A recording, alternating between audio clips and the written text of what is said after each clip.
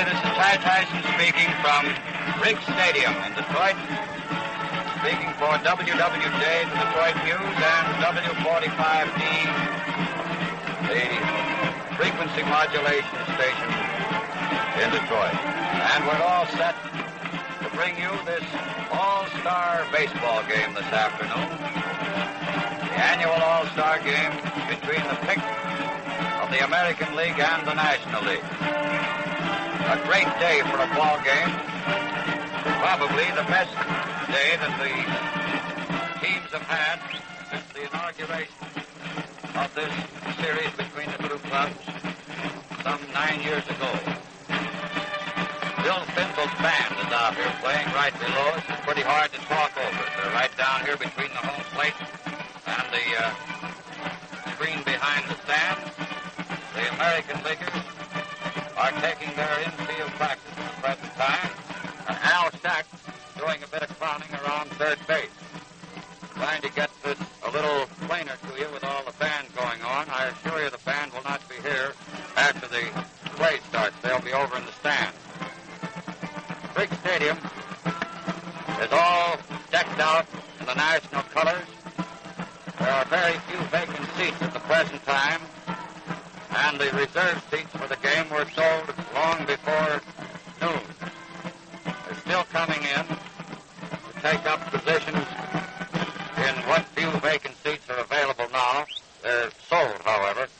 The only seats that I can see that are vacant, I know, are in the reserve section, so those tickets have been sold, and these latecomers will be here probably before the game starts or shortly after it gets underway. The actual play will start at 1:30. Right now, with the American Leaguers taking infield practice, Bertie Tebbetts is doing the catching here with Artie Fletcher batting them out. Jimmy Fox is at first base, and Al Shack down there clowning at third. He just let a ball go right through the center of a straw hat, getting quite a laugh from the crowd. Al will do some other stunts here a little later, but at the present time he's doing that old stunt of his of playing third base, which we've watched for years. Now the lineups. I'm going to give you the tentative lineups right now. We'll check later on, but I know that a lot of you like to get these written down when you have plenty of time and long before the game gets started. And I think it'll be the official starting lineup. I got the American Leaguers from Del Baker, who was managing this club, and Bill McKechnie, managing the National Leaguers, gave it to me. And, of course, there may be a change before the game actually starts, but I doubt it very much. Inasmuch as this is played in an American League park, the American Leaguers are the home club, and the Nationals will go to bat first. And here's their batting order. Stan Hack, H-A-C-K, third base. He's from the Chicago Cubs. Terry Moore, M-O-O-R-E, the St. Louis Cardinals, left field. Pete Reeser, R-E-I-S-E-R, Reeser, of the Brooklyn Dodgers, center field. Johnny Mize, M-I-Z-E, St. Louis Cards, first base. Bill Nicholson, N-I-C-H-O-L-S-O-N, of the Chicago Cubs, right field. Arky Vaughan, V-A-U-G-H-A-N, of the Pittsburgh Pirates, shortstop.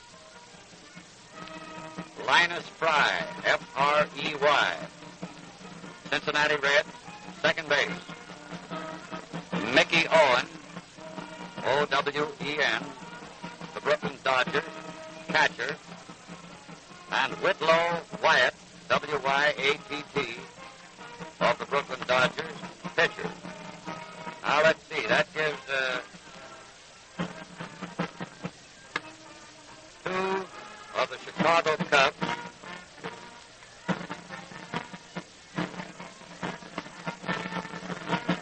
Two of the St. Louis Cardinals. Three of the Brooklyn Dodgers.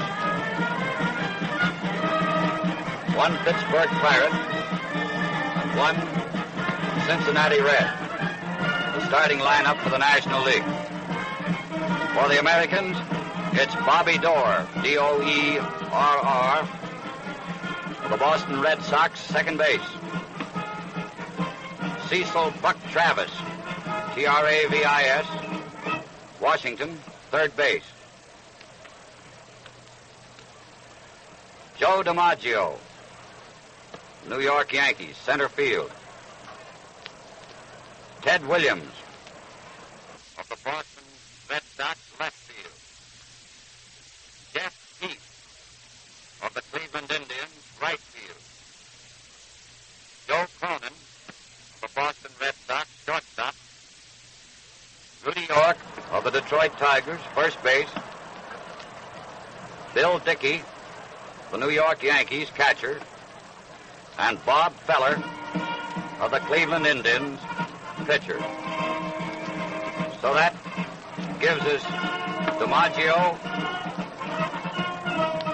and Dickey of the Yankees, York of the Tigers, Feller and Heath of the Cleveland Indians,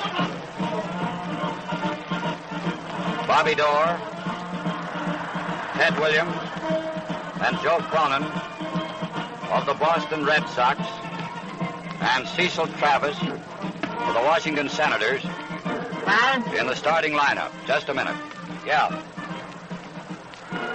Is there Randy? What? All right, what do you want?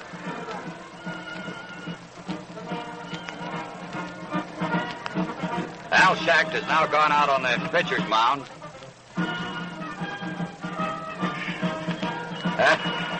He is warming up with a gent that almost knocked him over. I think it's Johnny Radulovich.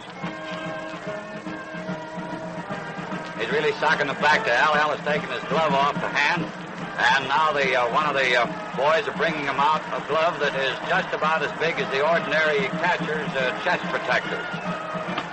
Not quite as big as the ones that the umpires use, but maybe Al will do a little better later on.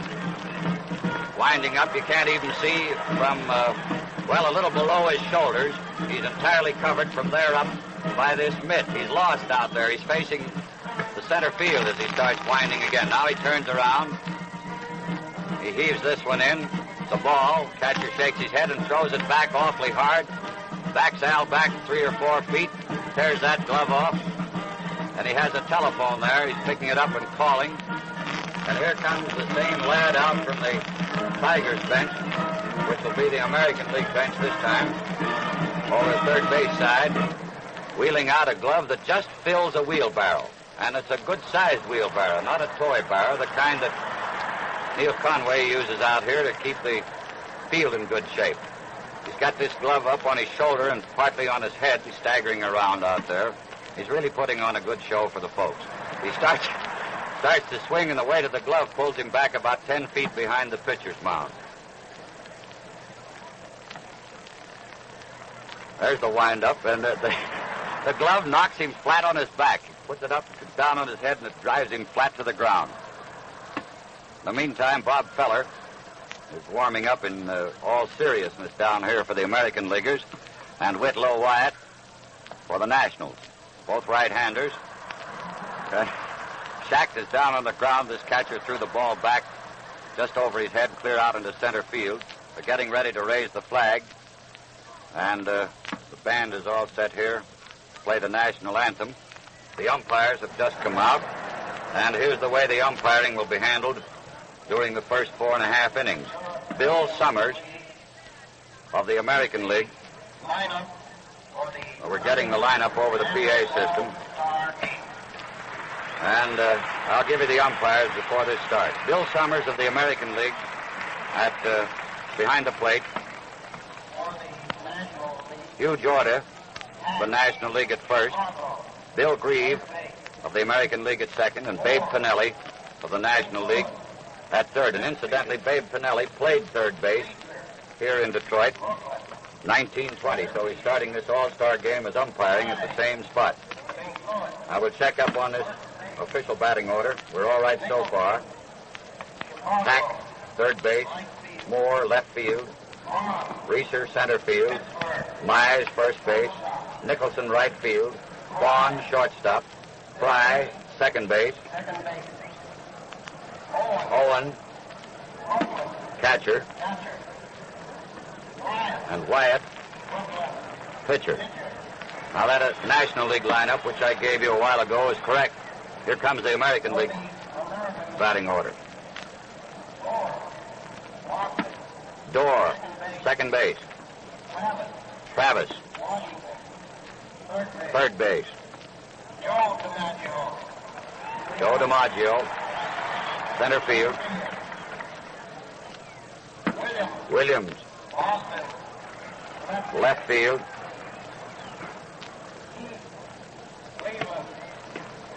Heath, right field. Cronin, shortstop. York, first base.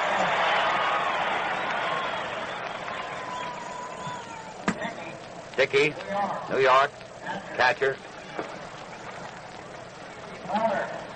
Feller, Cleveland, pitcher. The umpires are coming out. And it won't be long until this all-star game is actually on the way. In the 8 previous games, 10 home runs were made in these all-star contests, 5 by each league, so they're all even as far as that's concerned. Only Frankie Frisch of the Cardinals and Lou Gehrig of the Yankees produced more than one. Frisch hit for the circuit in the inaugural game in 1933 and repeated in 1934. Gehrig made a home run in 1936 and another in 37. Now, others that may get a home run today are Joe DiMaggio, who hit one in 1939. Jimmy Fox, when playing with the Athletics, hit one in 1935. Joe Medwick, who was representing the Dodgers this time while with the Cardinals, hit one in 1934. The umpires, the managers, and the coaches have come out to the plate, getting all set. And as I say, it will not be long until here we go. In 1933, the American League won 4-2. In 34, American League repeated again 9-7. And again in 35, they won 4-1. Everybody up, national anthem.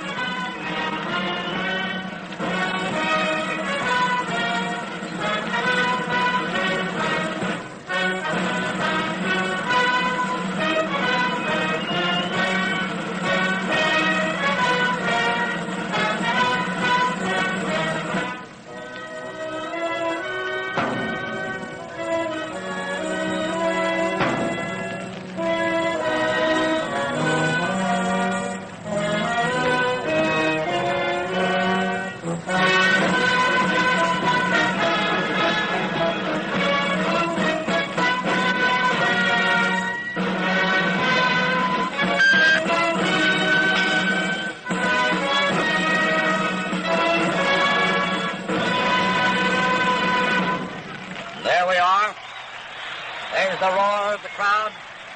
The band gets away from here. And it won't be long, continuing with this record of the All-Star Games. After the Americans had won again 8-3 in 1937 for 5 straight victories, the Nationals have won the last 3, or have won 2. In 1938, Nationals won 4-1. In 39, the Americans won 3-1. And in 40, the Nationals won 4-1. The Nationals also won in 36. Pardon, that was an error there. 4-3 in 1936. So the American League has the edge of 5-3 so far. Umpire Bill Summers, the plate umpire, first half of this game is yelling, "Come on, boys, get the field cleared of photographers and paraphernalia. Bring the lads out. It's just about 1:30.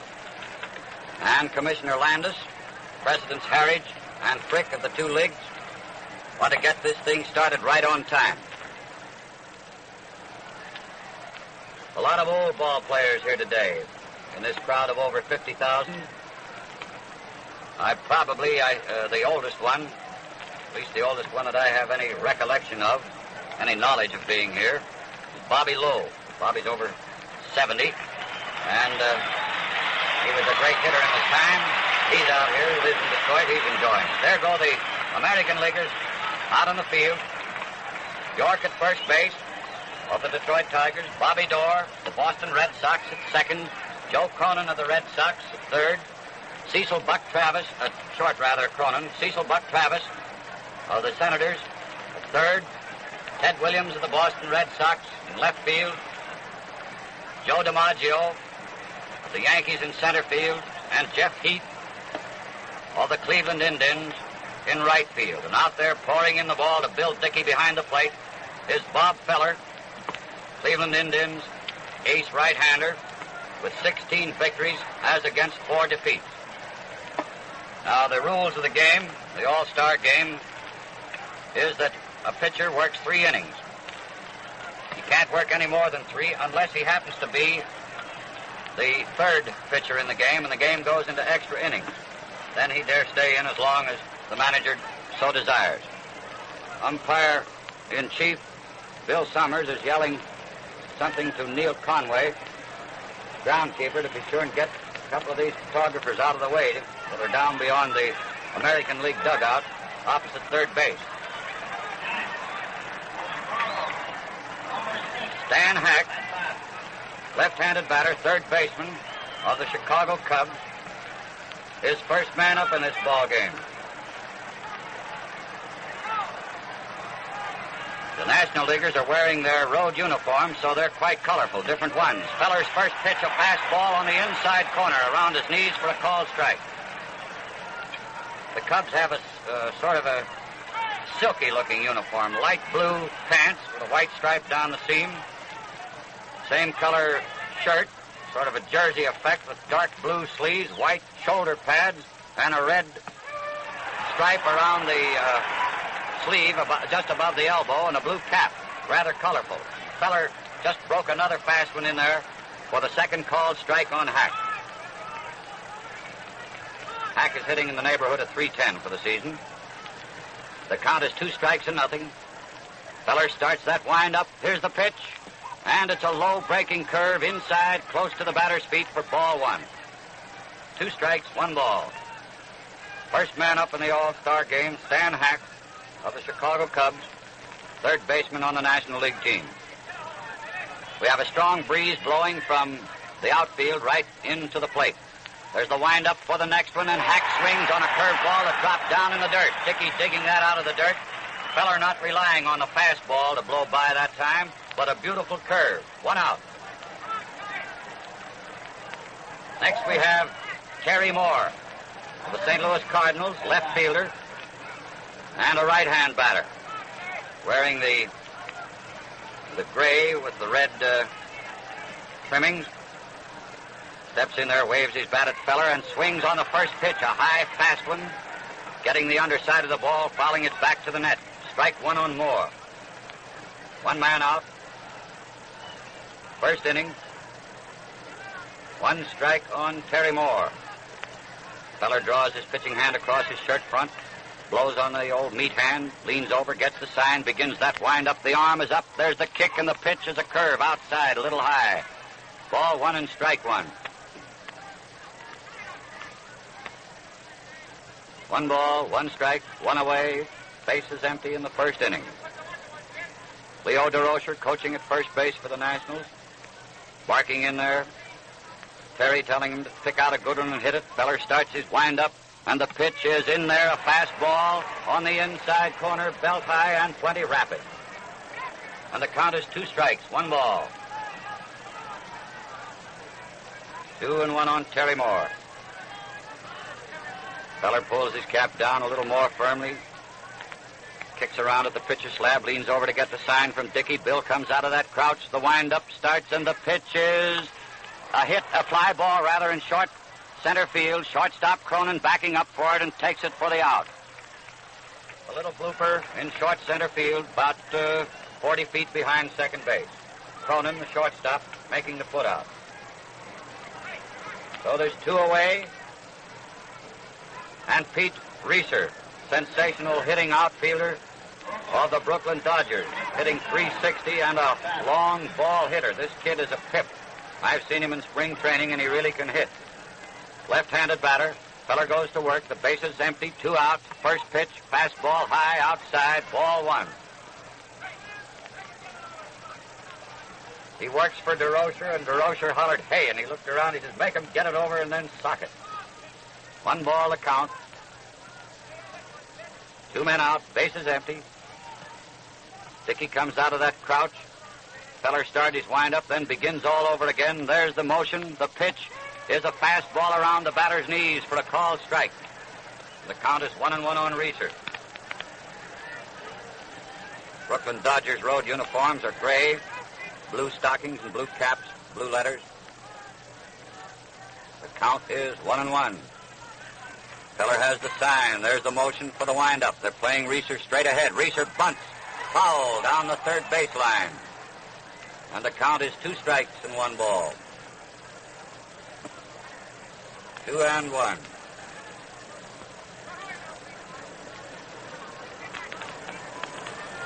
Jimmy Wilson, manager of the Chicago Cubs, coaching at third. Leo DeRocher, manager of the Dodgers, coaching at first. And the count is 2 strikes, 1 ball to Pete Reeser. Feller gets a new ball ready. The arm goes up. Here's the pitch. Reeser swings on a low fastball off the outside corner for strike 3. That ends the first half of the first inning. Feller striking out 2 and causing the other to pop to Cronin in short center field. No run, no hit, no error. Hack first up struck out. Moore popped to Cronin behind second, and Reeser struck out. Now we get the American Leaguers. See what they can do against the right-hand pitching of Whitlow Wyatt. Mickey Owen, who is doing the catching at least as long as his battery mate Whitlow Wyatt is on the hill, first 3 innings at least, wasn't expected to catch at all in this game, although he'd been chosen. But he suffered a bad bump over the eye, and it didn't look as though he'd get into the game at all. However, he is here and is going to catch. He's wearing a mask with a special padding. Looks like sheep's wool all up around the top there, and also along the left side at least, down along his jaw. First man up will be Bobby Doerr, the Boston Red Sox, playing second base for the American Leaguers this afternoon. Right-handed batter. Bob was out of the game, out of the lineup for some time due to a very bad Charlie horse. He's telling me he's all right now. And he's in there ready to go. He's been playing recently. The last time the Red Sox were here, he was out of commission. Now here's Whitlow Wyatt. The record of 13 victories and 4 defeats. Big right-hander used to be with the Tigers. The first pitch, Doerr hits a high fly, a rainmaker right up at second base, and Fry takes it for the putout. 1 away on the first pitch.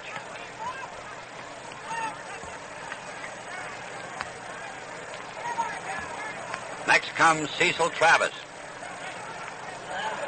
third baseman, Washington Senators, left-handed batter.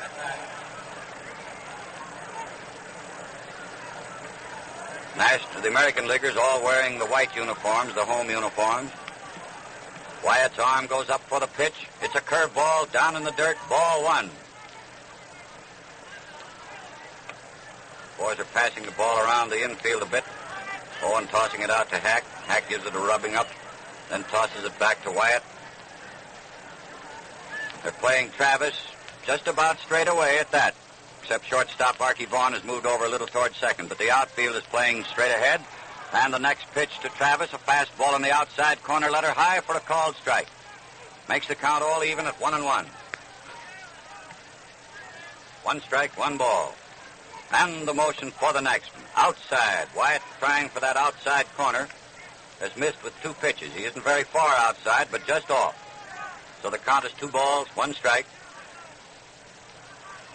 Taking his time, looking for the sign. Owen comes out of the crouch. There's the motion. And it's fouled into the upper deck, opposite third base. Souvenir ball. Strike two, and the count is 2-2 on Travis. He hit a fastball, a high, fast pitch. A little late getting around that time. 2 strikes, 2 balls. 1 man out, bases empty in the first, no score. Here's the pitch. Travis turns one around back here in the screen, right behind the plate. Foul ball.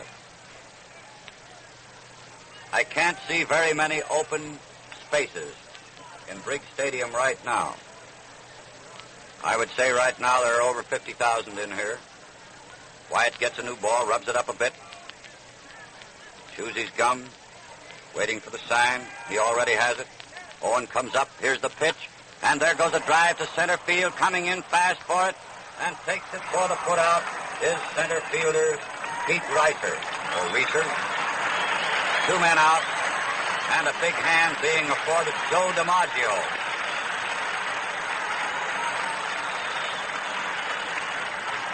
Joe comes up there, taps the plate with the handle of his bat.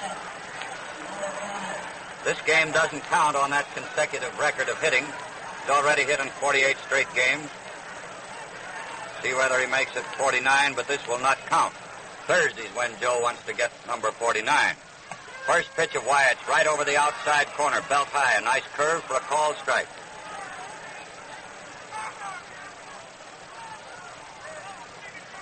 And they're playing Mr. DiMaggio plenty deep and shading him a little toward left field. The next pitch is a high fly, and third baseman Hack is coming over across the foul line as the wind blows it right into the third base coacher's box. He takes it for the putout. So each team retired in order in the first inning. No run, no hit, no error.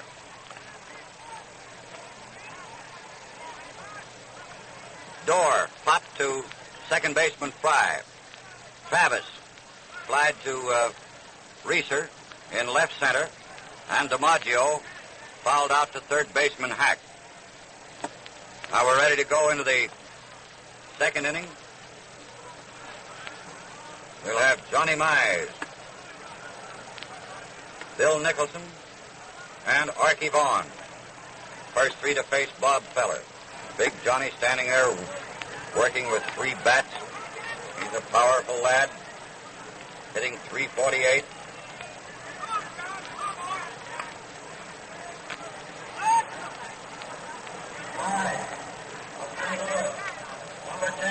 Johnny Mize, Cardinal first baseman, left-handed batter. First man to face Feller in the second inning. No score, no hits. The windup. Feller's first pitch to Mize is a fastball outside for ball 1.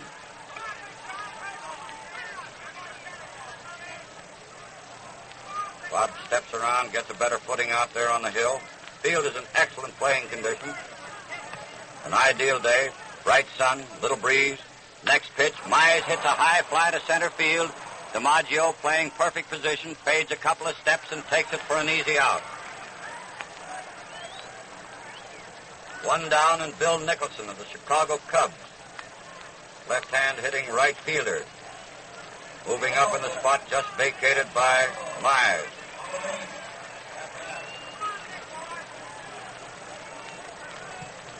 He's a big, powerful lad, too. Now that wind has switched a little bit and blowing more toward the right field stands, benefiting left-hand pull hitters a bit. Feller's first pitch, a fast ball, fouled back against the screen, strike 1. Came in there with a fast, letter-high pitch. 1 strike on Nicholson. 1 man out, bases empty. Second inning, the all-star game. No hits and no runs. Feller working on this new ball. He's satisfied with it now. Leans over and gets the sign from Dickey. Bill comes out of the crouch. The arm goes up. Here's the pitch. A curveball breaks over, starts outside, and comes over belt high for a called strike on Nicholson. Feller throwing a nice hook. 1 ball, 1 strike. Now Bob is crouching over. He's all set, straightens up. The arm goes up twice. There's the kick. The pitch is a fast one outside, a little high for ball 2. 2 balls, 1 strike.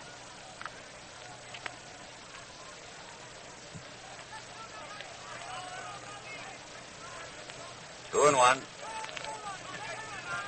Crowd pretty quiet. Very tense. Feller begins his motion. Here's the pitch. Outside again, another fastball, a little high and outside. 2 balls and 2 strikes.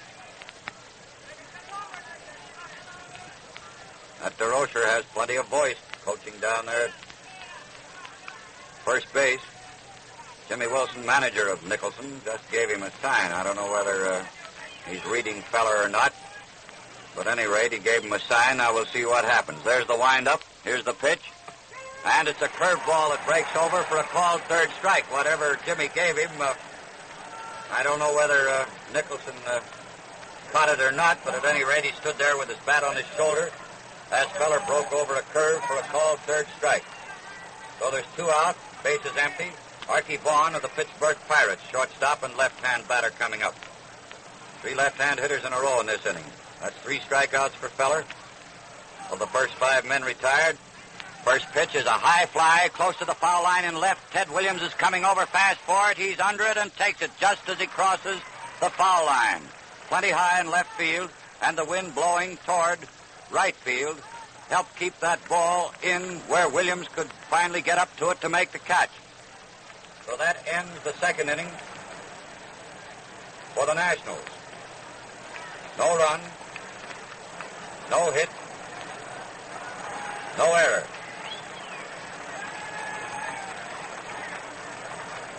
Myers flied deep to DiMaggio in center field. Nicholson took a called third strike, and Vaughan fouled to Williams in left. Coming up for the second time at bat, the American League presents Ted Williams, hitting .405. Jeff Heath, .371. And Joe Cronin, .338.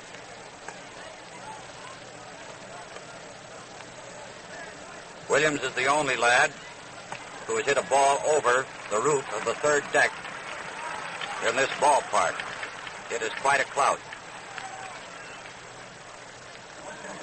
There's Owens' toss to Fry at second. Fry whips it to Vaughan. Vaughan over to Hack. Hack gives it a going over before returning it to the pitcher's mound. Now Wyatt has it, and we're ready to go. And this is WWJ and W45D, Detroit, bringing you the All-Star Classic from Briggs Stadium. Williams up there at the plate. Wyatt looks him over. Now he has the sign. Owen comes out of that crouch. The arm goes up for the pitch, and it's a fastball outside about chin high for ball 1. And when it's chin high on Williams, it's up there pretty close to 6 feet.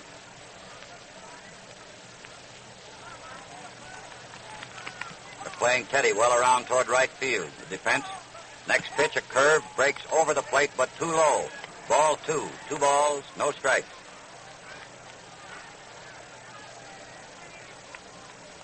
Two and nothing on Williams, leading off.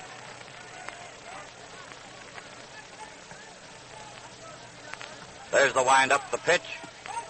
Ball 3. Ted almost went for that one, a sinker that broke right down almost in the dirt. Owen had the back of his glove on the ground when he received that pitch. 3-0.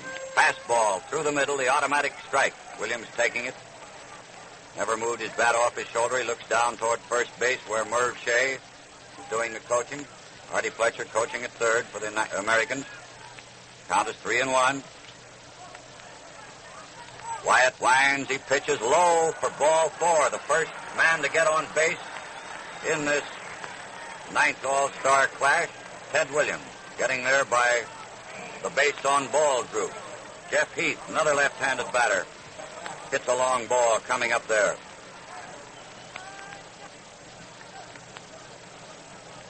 Heath of the Cleveland Indians, hitting .371. Williams on first, nobody out. Heath seemed ready to go, then he's backed out of the batter's box, rub a little dirt in his hand, getting a little Fine from Fletcher down there at third. Wyatt pitches from the shoulder for the first time. He swings at a low breaking drop for strike one. Wyatt had that one down plenty tight. Right down around his chin. One strike on Heath. Williams taking a little lead, not much. Mize is holding him on pretty closely. There's a ground ball to second base. It looks like a double play. It is a double play from Fry to Vaughan to Mize. Looked like a cinch tailor-made double play when that ball left Heath's bat. Not very hard hit ball, and down toward second, which gave Fry a chance to come into the ball while running in toward second base.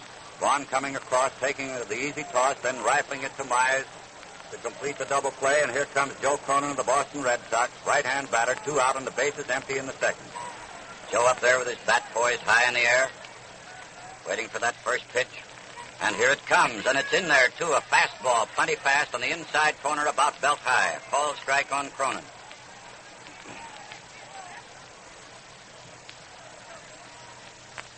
Wyatt starts his motion for the next pitch.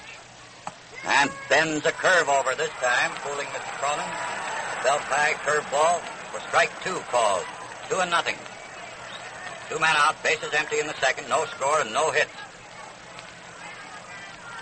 Only one man has reached base. That was Ted Williams, starting this inning on a base on balls. Playing Cronin toward left field with Vaughan playing a very deep shortstop over toward third. There's the pitch, and Cronin flies to right. And settling himself for the catch out there in right field is Bill Nicholson. Takes it for the out, and that ends the second inning. No run. No hit. No error. Williams first up, walked on 5 pitches. Heath grounded into a double play. Fry, Vaughan to Mize, and Cronin flied high to Nicholson in right. This is a tight little ball game, but we expected the same. Pitchers like Feller and Wyatt opening the game. It really didn't look to me as though either team were going to get any runs in that first 3 innings. Here comes a couple of boys from the bullpen out under the stand, because this will be Feller's last round to go. That is a large gentleman trotting in there, Paul. Big Paul. And when he carries a windbreaker just on half of his body, he looks much larger, doesn't he? Yeah, he looked pretty large against the Tigers in the last game. Last fall. So here we go. It's Linus Fry, first up for the National Leaguers. Cincinnati Reds, second baseman. Left-handed batter. Fry, Owen, and Wyatt. Unless they use a pinch hitter for Wyatt. Don't think they will, because Witt may pitch the third against the American Leaguers. Feller starts his windup, and the first pitch is way outside. Ball 1.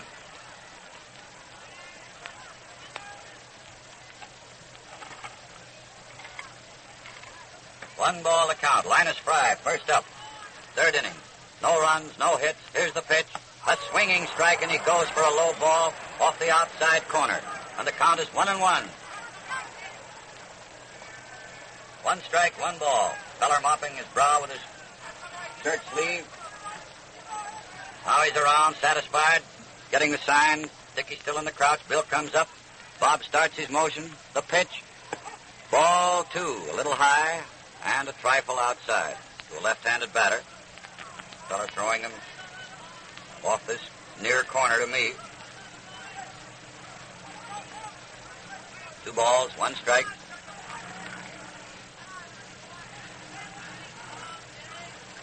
And the motion for the next pitch. A foul down the first base line, right between the bag and the coach's box. DeRocher jumping away from, and someone has a souvenir. That one took a nice hop as it got out there to the barrier. Someone sitting in a field box reached out and got it. He has a souvenir of this all-star game, and the count on Fry is 2 strikes, 2 balls. First man up in the third inning of a hitless and scoreless game so far.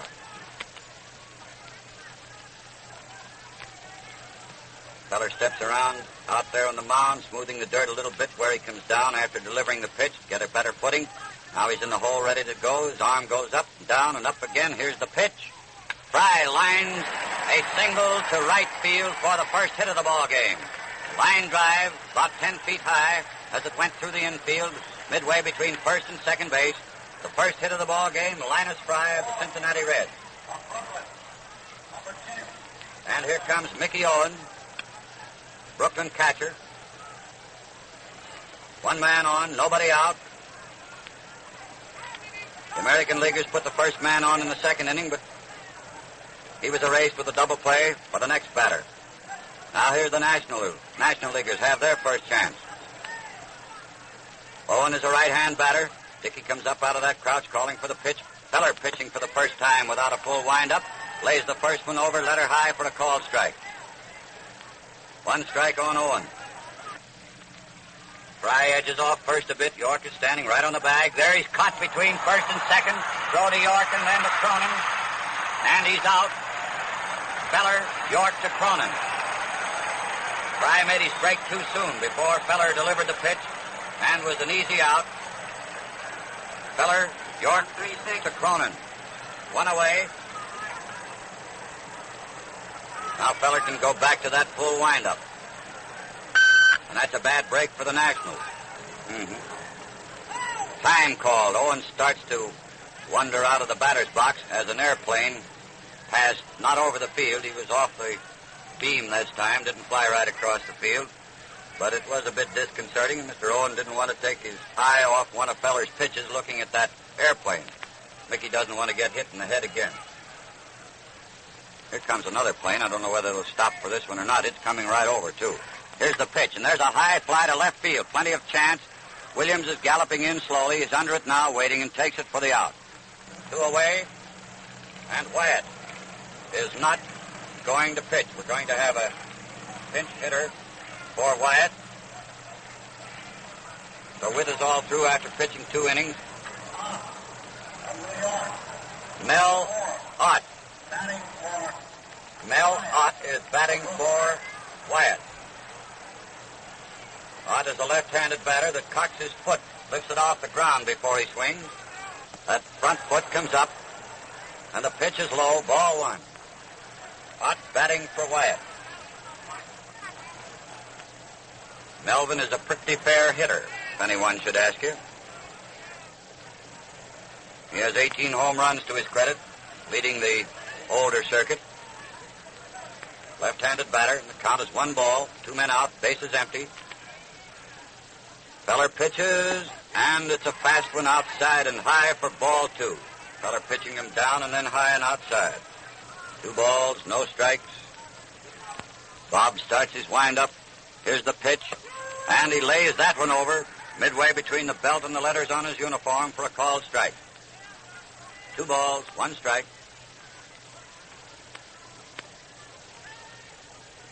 Lots of chatter out there in that American League club, talking it up to Feller. Bob Pierre's in there for the sign. Dickey's out of the crouch. The arm goes up, and the pitch is fouled. Back in the netting behind the plate for strike 2, making the count all even at 2-2. 2 strikes, 2 balls. 2 men out, bases empty, no score in this ball game.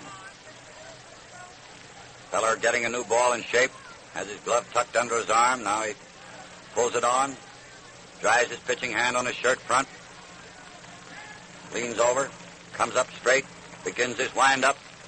Here's the pitch, and the pitch is outside for ball 3. So Ott will have a chance to look over a 3-2 pitch and make up his mind. I'm glad it's Ott, not me. 3-2. 1 hit has been made off Feller. He has fanned 3, and he's walked none. Now, there's the windup. This is the pitch. Here she comes. And Ott strikes out, the bat slipping out of his hand, going clear up to first base. Dickey dropping the pitch, which was in the dirt, picked it up through to York, and that ends the 3rd inning for the National Leaguers. And Feller is all through after pitching his 3-inning score, allowing 1 single, no runs, struck out 4, and walked none.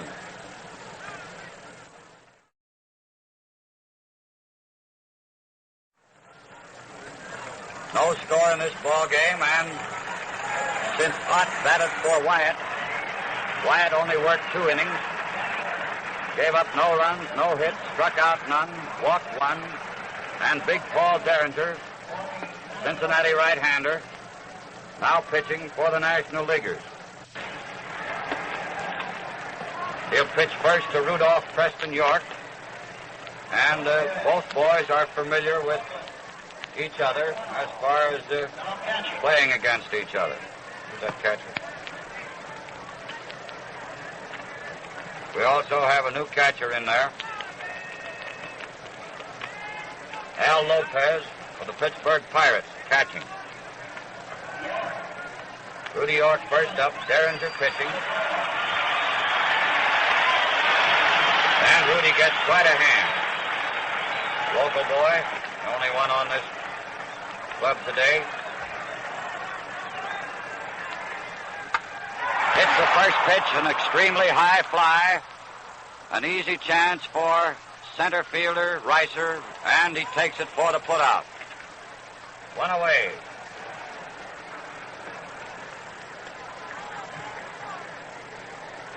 Next we have Bill Dickey, Yankee catcher, having a marvelously good year after a bad one last year. Bill has come back a long way this year, which is a big help to putting the Yanks up where they are. He's hitting .330, and last year Bill could hardly buy a base hit at this time of the season. First pitch to this left-hand batter is outside, ball 1.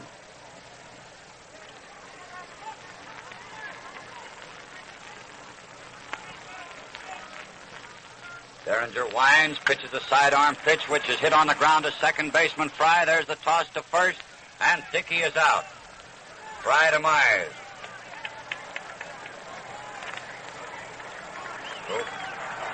Roy Cullenbine, St. Louis Browns, Detroit boy, batting for Feller. Roy Cullenbine, he's getting quite a hand.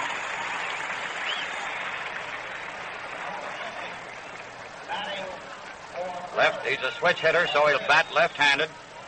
2 men are out, base is empty, no score. Derringer winds, here's that pitch, and he breaks a curve over for a called strike.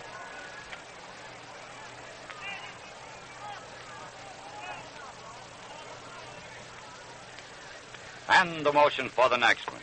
A swinging strike. Fastball. He was a little late getting around on that. 2 strikes and nothing.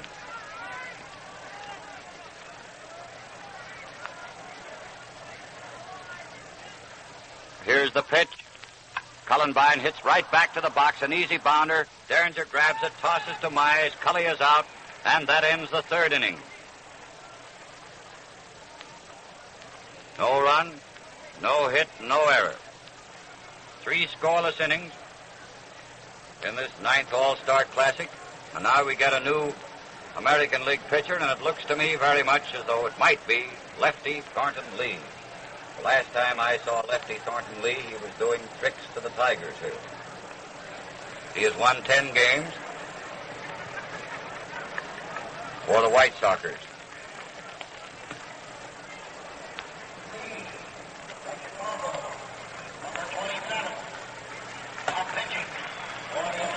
Lefty Lee, Thornton Lee, now working for the American Leaguers. No score in the first 3 innings. This is WWJ and W45D Detroit. First man Lee will pitch to left-handed batting Stan Hack. First time around, Feller fanned Hack.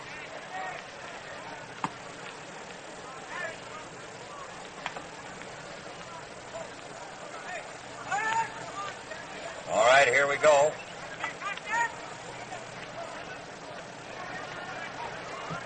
Hack is in there, leading off in the 4th inning. Lee's arm goes up for the first pitch, a sidearm curve for a called strike. Hack was going to swing, decided not to, but the ball bent over the outside corner around his knees for a called strike. And the motion for the next one. Inside, ball one, 1-1. Throws a sidearm half crossfire pitch. Big, tall, rangy lad, 6 feet. Arm goes up and he pitches low, ball 2. Tried for that outside corner with a knee-high pitch, but the ball was too low, and it's 2 balls and 1 strike.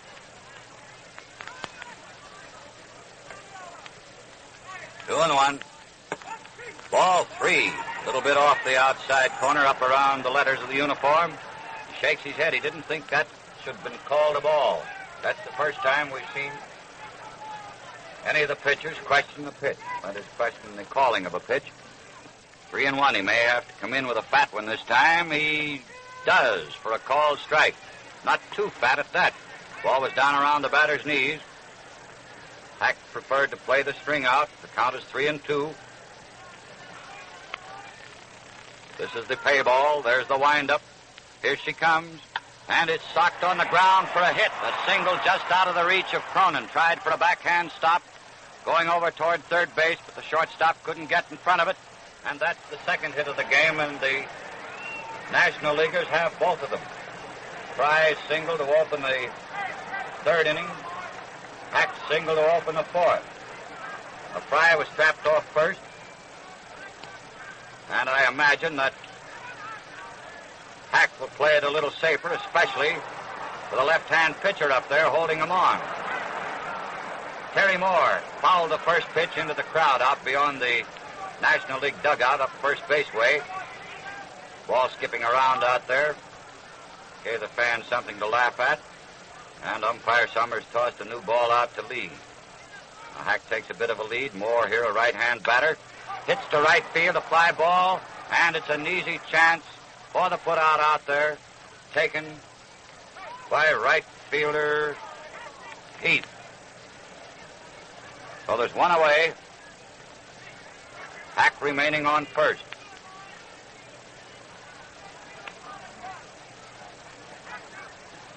Pete Reeser is up.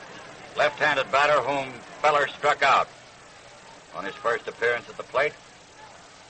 He hits a bounding ball to York, grabs it, steps on the bag. He's throwing down to Cronin, and Cronin tags Hack, sliding into second for a backhand double play. An easy bounder to York, right at the bag. Rudy grabbed it, stepped on the bag, and whipped it to Cronin, putting it on to Hack as he slid for the bag, and that ends the fourth for the National Leaguers. They had to play that double play in reverse, and the runner at second had to be tagged.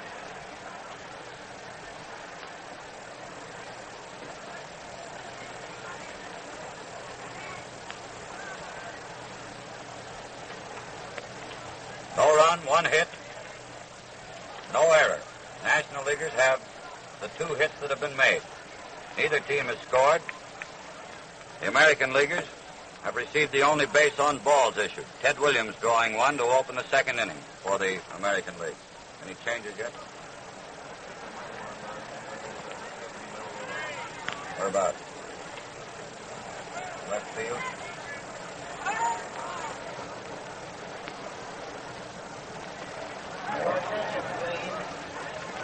Elliott of Pittsburgh, number 8, now playing right field.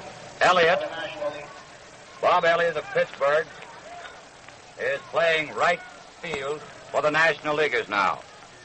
And Bobby Dorr is first up for the Americans, fouls up into the stands behind third base for strike 1.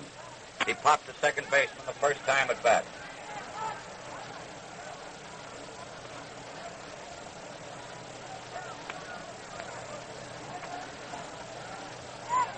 Derringer all set with a new ball. Pitches. Dorr fouls into the dirt. Strike 2.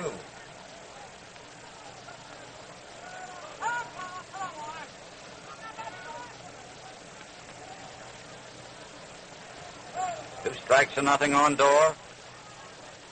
Derringer waiting out there with that new ball. Nods his head. Lopez comes out of the crouch. Here's the pitch.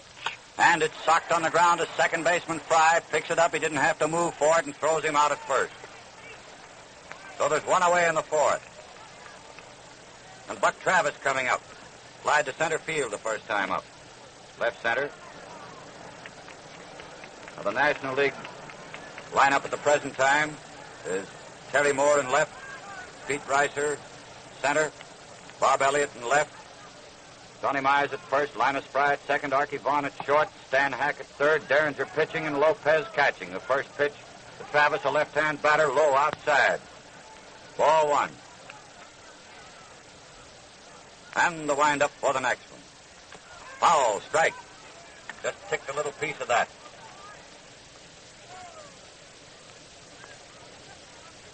The white padding on the mask used by the National Leaguers.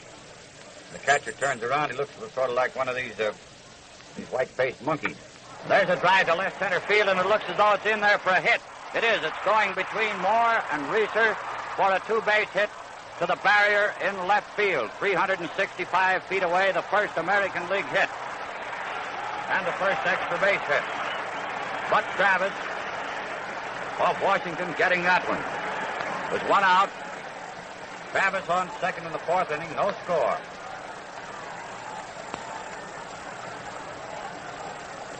And that was a clean double. There was no chance for either Moore or Reiser to get in front of it. And here comes Joe DiMaggio. Fouled out to third base the first time at bat. First pitch, inside, ball one.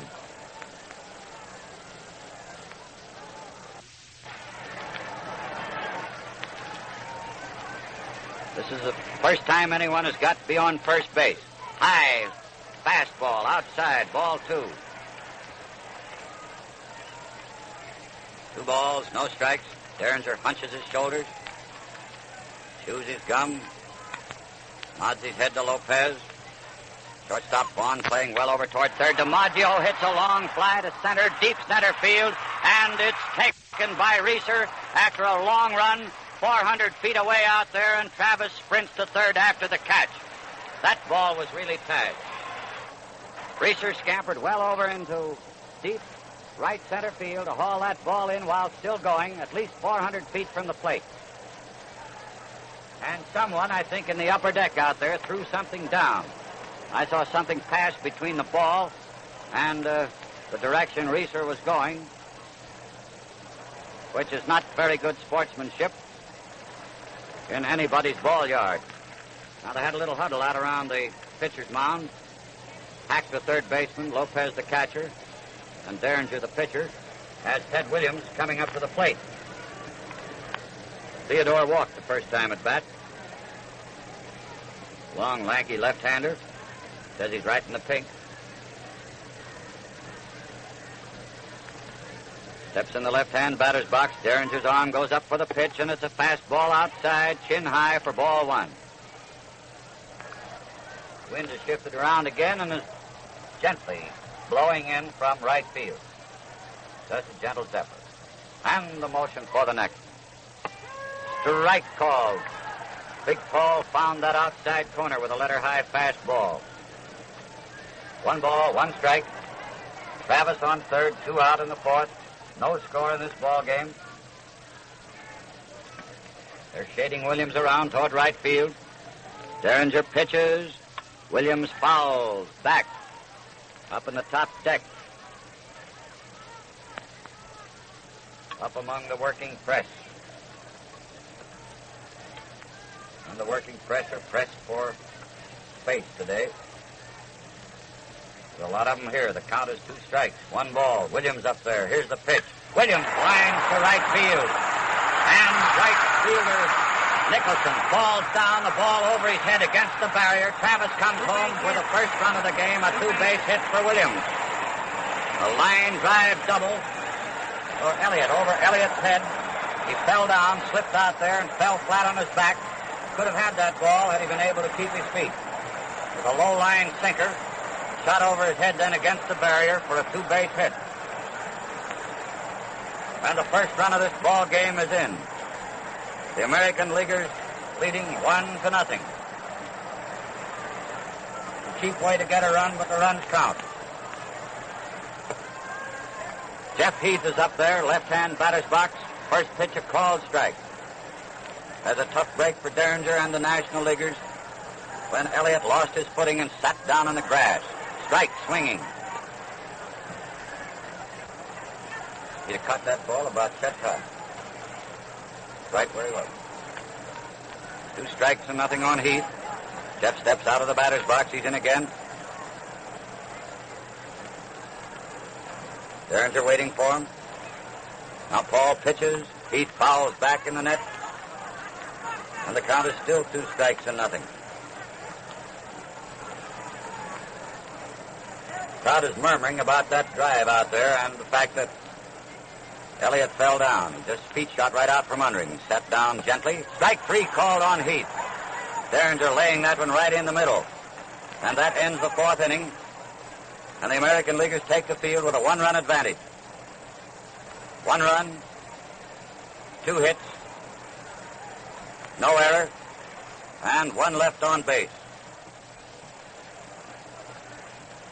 Bobby Dorr, first up, grounded out on an easy chance, second to first. Fry to Mize. Travis lined a double between left and center field against the barrier out there 360 feet for the first American League hit of the game, a 2-base hit. DiMaggio flied very deep to Reeser in right center. Williams lined to right field, a sinking line drive. Right fielder Elliott slipped in the grass, sat down, and the ball just over his head against the barrier for a 2-base hit, scoring Travis for the first run of the game. Heath then took a called 3rd strike.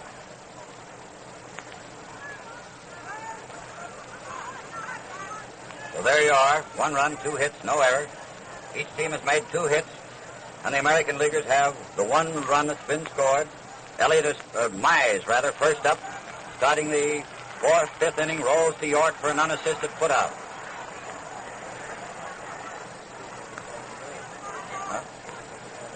Yeah. 1 away, and here comes Elliott. Right-handed batter. Now Bob can get back in the good graces of everybody by socking 1 home run out here to make up for that sitting down in the grass business out there. Foul ball hits Dickey on the right toe, and Bill is stepping around there, limping a bit. Strike 1.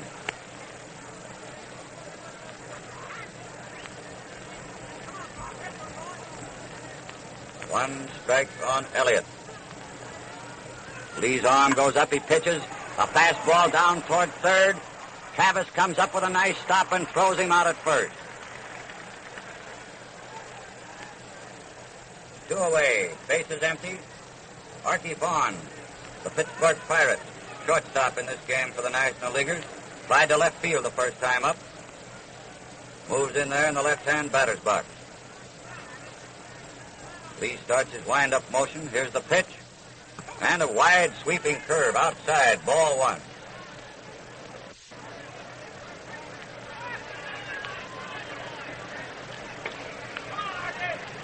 There's the motion. Foul. Bouncing up toward Leo DeRocher, coaching at first.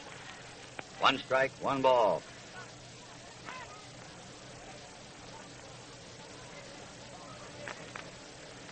One strike, 1 ball. 2 men out in the 5th. American Leaguers leading 1-0. Lee pitches a curveball outside for ball 2.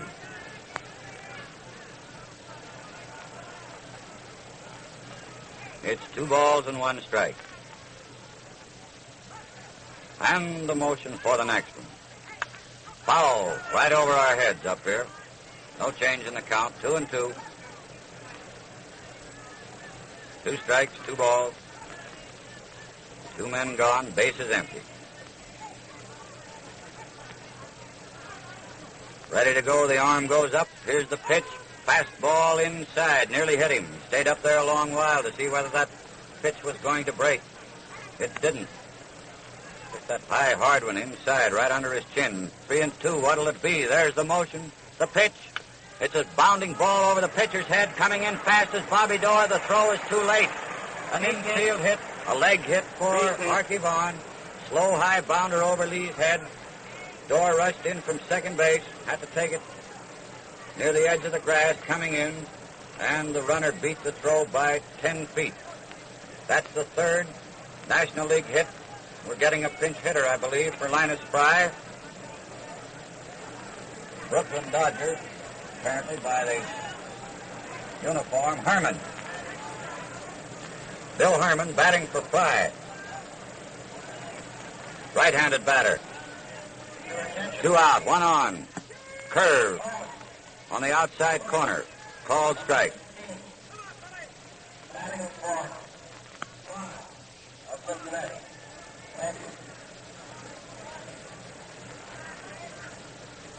One strike on Herman. Fastball, high, ball 1. 1-1.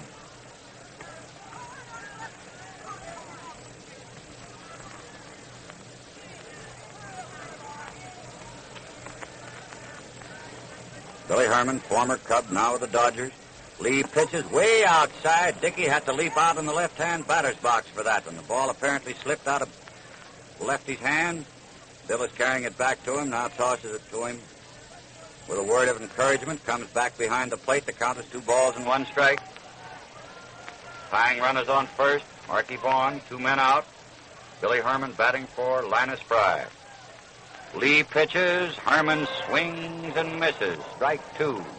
Missed a fastball that was outside. I think he was looking for a curve. Thought that would bend into him. But it didn't. 2 strikes, 2 balls. There's the stretch, the pitch. And there goes a drive safely into center field. DiMaggio takes it on the first hop. A single for Herman. Advancing Vaughan to second. The tying runners on second. Al Lopez, the catcher, coming up. That's the 4th National League hit.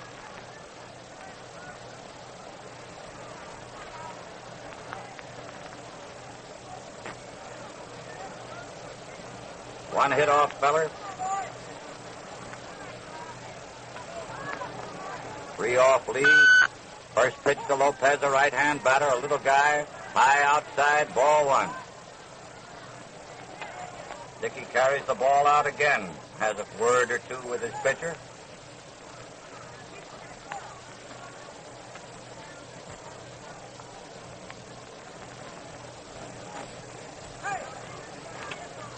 Runners on second and first, 1 away. Now Dickey's back there again. He's out of that crouch. Lee pitches, and there's a bounder to Savas at third. Grabs it up, runs over, and touches the bag ahead of Vaughan coming in for a forced play at third. Ending the first half of the 5th inning with no runs, 2 hits, no error, 2 left on base.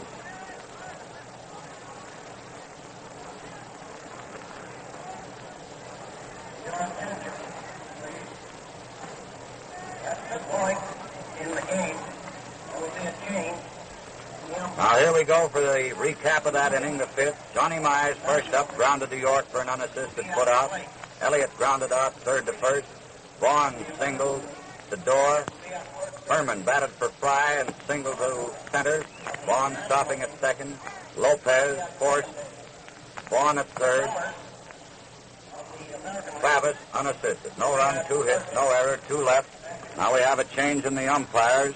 Probably a change in some of the lineup, too. I don't know. Herman, who batted for Fry, is now playing second base for the National League, and Bucky Walters pitching for the National League. The score is 1-0 in favor of the American League, with the American All-Stars coming up for their turn at bat in the 5th. Number 31. Number 15.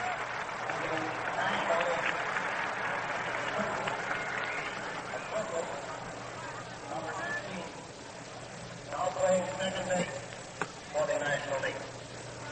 Herman playing second, and Walters pitching. Herman playing second, Walters pitching. And we'll get a change in these umpires. They'll move around. Finelli, I believe, is coming in behind the plate. Finelli of the National League. He's exchanging with, the way it looks now, with Bill Summers, who did the first 4.5 innings behind the plate. Bill is going out to third, take up his position along that foul line behind third. Finelli coming in behind the plate. Jorda taking care of the second base assignment, and Bill Grieve of the American League, the first base assignment. So there's National League umpires behind the plate and at second, American League umpires at third and first. Joe Cronin, first up, faced Bucky Walters, swings and misses the first pitch for strike one.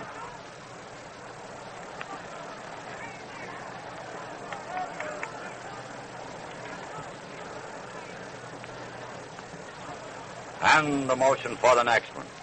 Fastball inside. 1 strike, 1 ball. Cronin fouls up in the third deck. Strike 2. 2 strikes, 1 ball. Pinelli stands off with a right-hand batter up there. Stands a bit as we're facing the diamond.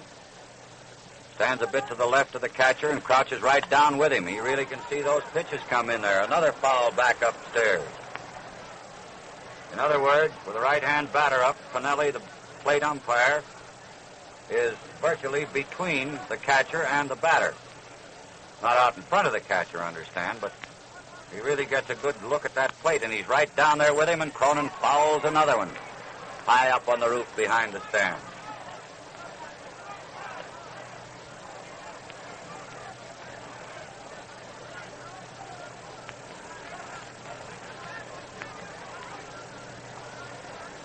Two strikes and 1 ball.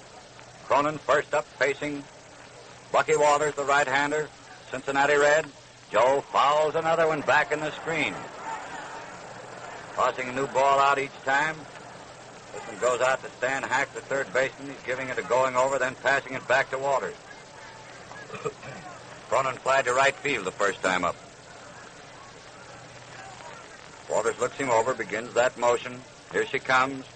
Fastball for a called third strike, and Cronin lets out one yell, but quickly stops and starts over to the dugout. Looked like a pretty fair pitch to me. Right in there in the inside corner, a fast sidearm heave.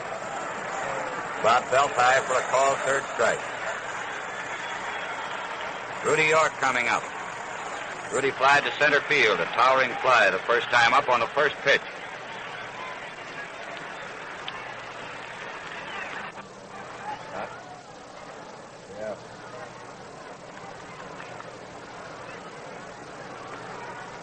All right, one away. York up there.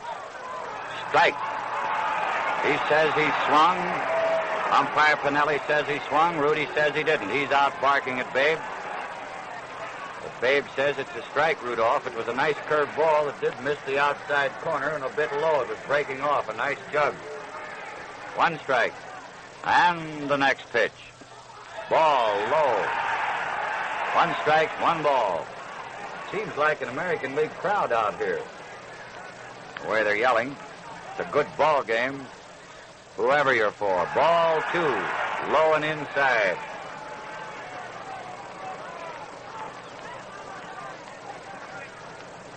Two balls, 1 strike, 1 out, bases empty, 1-0 in favor of the American Leaguers. 5th inning, York at the plate. Hits the next pitch, a single into left field. A low line drive into left. Here comes the throw. The shortstop, and York is on first.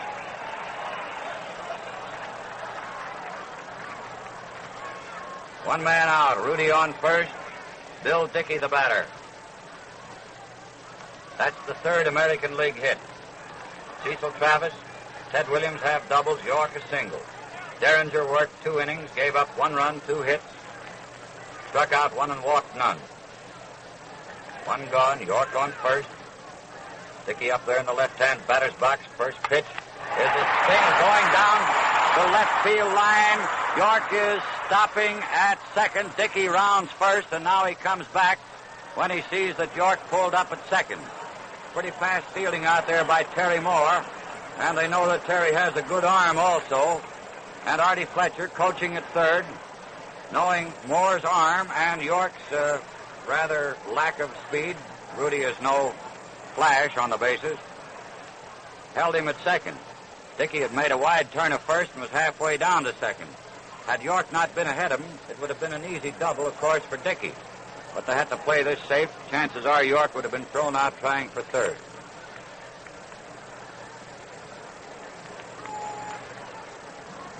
Lee is batting for himself. Lefty Lee, the American League pitcher, bats him as he throws him, fouls the first pitch, strike one. One man out. Score is 1-0 in favor of the American Leaguers, fifth inning. York is on second, Dickey on first. Each team has now made 4 hits.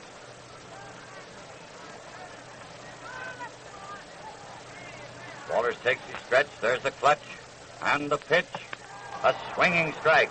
Lefty went for one that was low and outside. A fast ball. 2 strikes, no balls. The high stretch, the clutch. He pitches. Lee fouls right over our heads. New ball tossed in the game. Count 2 strikes, no balls. Finelli moving over now with the left-hand batter up there. He's to the right of catcher Lopez. Squats down with him to get this pitch. And Lee drives a fly ball to Reeser in left center. A nice running catch, and York is going for third. Here comes the throw. A good throw, but too late. And York takes third after the catch. Dickey remaining on first. Reeser ran well over into left center for that one. A well-hit ball. 2 men are out. And Bobby Dorr comes up. Has popped to second base. Grounded to second. Right-handed batter. Dorr of the Boston Red Sox.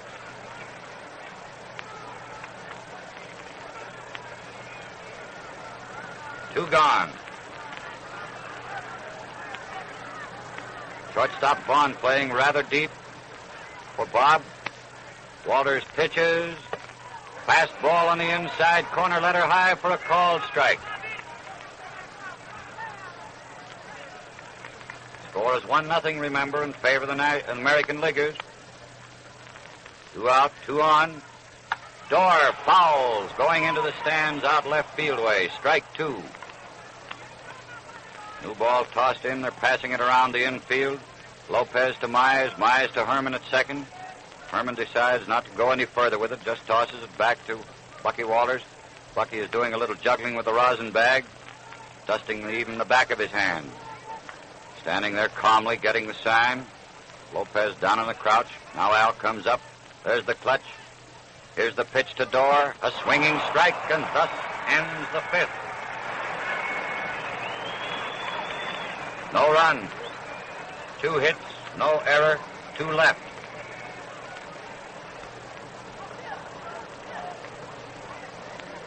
And that gave Walters 2 strikeouts in that inning. The American Leaguers also made 2 hits. Cronin, first up, was called out on strikes. York single to left. Dickey also single to left. York stopping at second.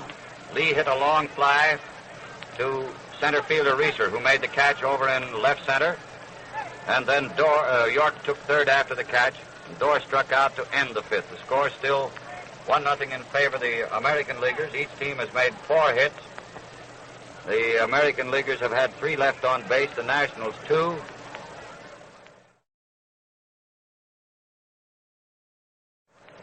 And it's Joe Gordon playing second base now for the American Leaguers. Lou Budrow playing short.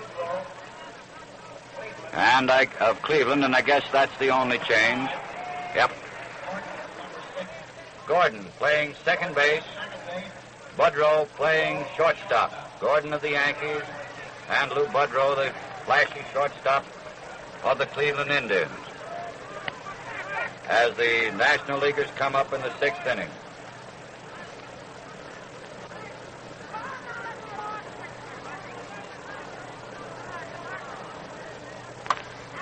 First man up, sucks that first one down the line into third, along the left field line, and he's going for 2 bases on that pitch. 2 bases. It's Bucky Walters, the pitcher. That's the way to hit him when you're pitching. The tying run on second on Walters' double. Down that left field line on the first pitch.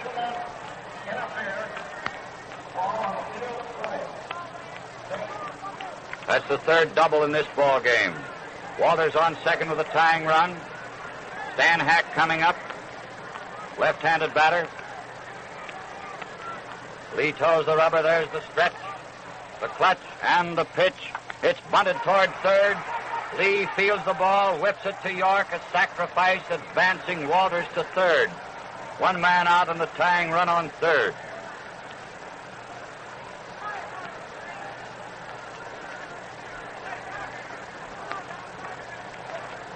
The batter coming up for the National Leaguers is Terry Moore, right-hander who has popped to third, fly to right field.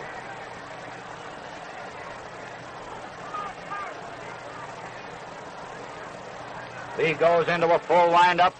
The infield playing shallow, a long fly to left. Williams backing up, takes it for the putout, and here comes Walters streaking home with a tying run. Williams shot a nice throw in there, a perfect peg, but he had to throw clear from the barrier in left field. So it's all even, boys and girls. That's one run, the bases empty, and two men out in the sixth inning. Walters, Bucky Walters, the pitcher, for the Nationals, opened with a double, took third on Hack's sacrifice, Lee to York, then came home on Terry Moore's long lift to Williams and left. Heath Reeser is up, hits the first pitch, a high fly to right field. Jeff Heath is waiting under it, looking up at the sun. He drops it for a two-base error. Heath dropped that one for a two-base error. He was under it with plenty of time, looking up at that sun, and I guess apparently lost it at the last minute. The ball came into his glove and then popped out. The first error of the ball game. The score tied at one run. Reeser on second. Tony Mize up.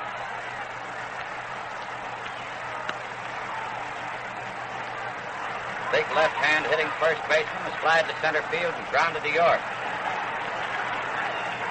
Johnny's in there swinging. Lee pitches a curve, clips the outside corner across his knees for a called strike.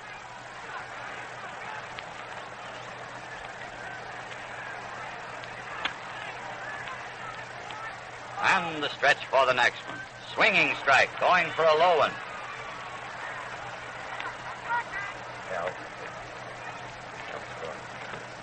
Two strikes, no balls. Johnny Mize at the plate.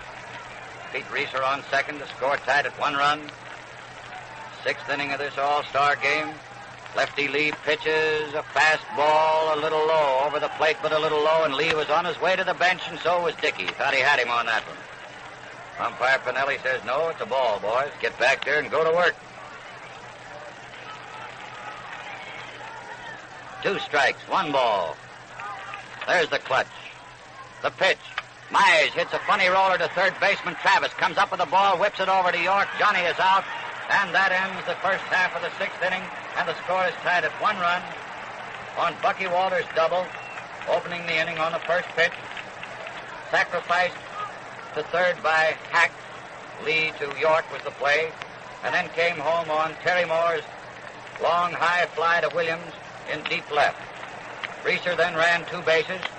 When Heath dropped his fly in right field, Mize ended the National League half of the inning, grounding out third to first, Travis to York. One run, one hit, one error, one left on base. Score all square at one run. The American Leaguers coming up in the sixth inning. This is WWJ and W45D.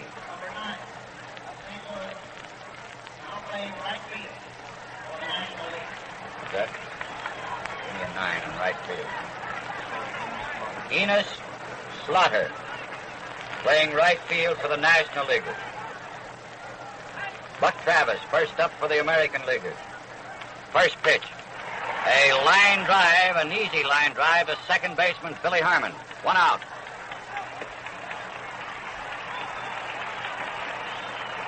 DiMaggio coming up.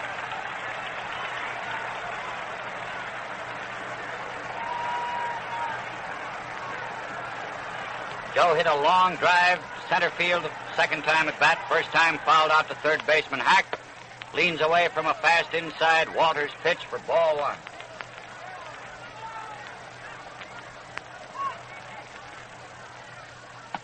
And the next one, inside and low, ball two. 2 balls, no strikes.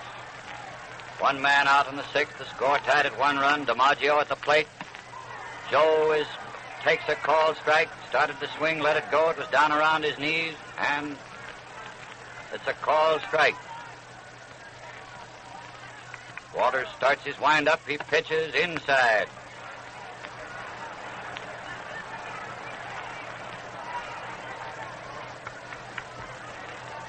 Bucky turns around with his back to the plate, rubbing that ball a bit. Satisfied with it now. His arm goes up. Here's the pitch. Ball 4. Almost a wild pitch. Nearly got past Lopez, and DiMaggio walks. First base on balls off Walters, and the second base on balls issued in this game. Whitlow Wyatt walked 1. Derringer walked none. Feller and Lee have walked none. Williams coming up. DiMaggio on first. Williams doubled the second time at bat, drove in Travis with a lone American League run. Ball 1 outside to this left-hander.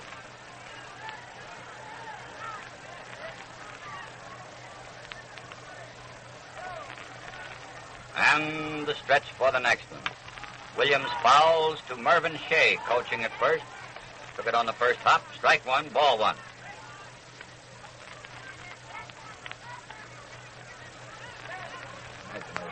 Good under lights. 1 ball, 1 strike. The stretch, the clutch, and the pitch. Ball 2, it was fast and outside. About belt high. Lopez all set, cocking his arm for a throw should DiMaggio break for second. Joe is on first, 1 out. The score tied at 1 run. This is the 6th inning. Walters is set. He pitches. Williams flies to center fielder Reeser. Pete takes it for the putout, and DiMaggio hustles back from down around second. 2 away. Jeff Heath coming up. Grounded to third and struck out.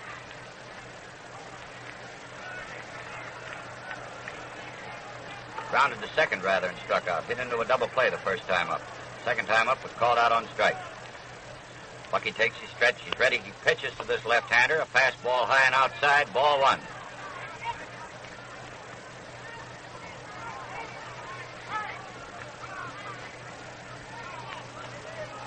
And the next pitch. In the dirt. Nice picking by Al Lopez, the catcher, digging that one right out of the dirt, causing the dust to blow all over Pinelli's nice blue uniform. Two balls, no strikes. Slaughter playing Heath very deep out there in right field. Reeser playing dead away in center field. Here's the pitch. Jeff swings and misses. There's a throw down to first base. And DiMaggio gets back safely. Mize taking the peg in front of the bag. Joe had a big lead that time with the count 2 balls. Looked as though the old hit and run was on there, but Heath missed. 2 balls, 1 strike. And the stretch for the next one. Heath fouls out left field way. Hack is going for it. I don't think he can get to it. Nope, the ball drops in the ground. Those of you familiar with Briggs Stadium, drops out there in the Tiger bullpen, and Heath picked it up and backhanded it into the crowd for a souvenir with Bill Summers right beside him. They're giving Hack quite a round of applause for that friendly gesture. I remember a day when Hack was on third and it didn't look like a friendly gesture out here when Tommy Bridges had to go to work, and how he did that day in that World Series. 2-2 the count on Heath. The pitch misses the outside corner. Ball 3, 3-2.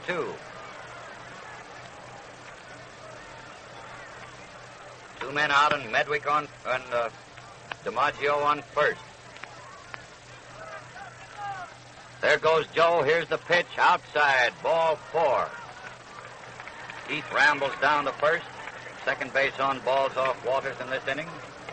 DiMaggio moves to second. 2 men are out. And Lou Budrow who has just replaced Cronin at shortstop. The Cleveland flashy shortstop is in there, bats them right-handed.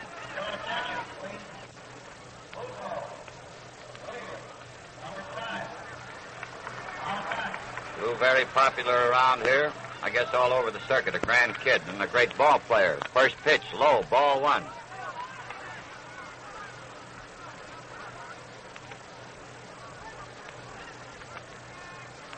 Two men on, two men out. DiMaggio on second, Heath on first. Walters pitches high, ball two. 2 balls, no strikes.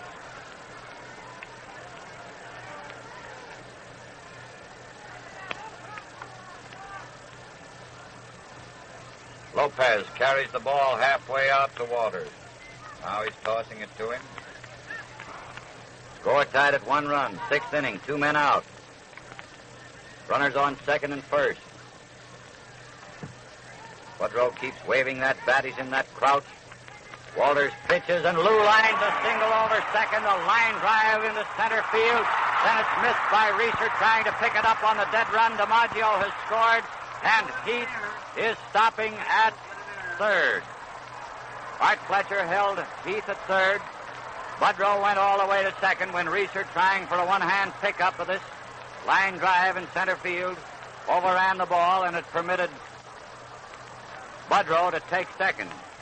Scored as a single and an error for Reeser. DiMaggio coming home on the hit. The run batted in for Lou, and Heath pulled up at third. The score is 2-1 in favor of the American Leaguers. Rudy York coming to the plate. York has 1 hit, 2 times at bat. Single to left. Walters pitches a high, fast one inside for ball 1.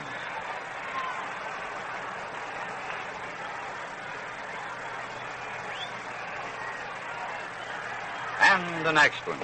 Backs him away with another high, fast one inside. Ball 2.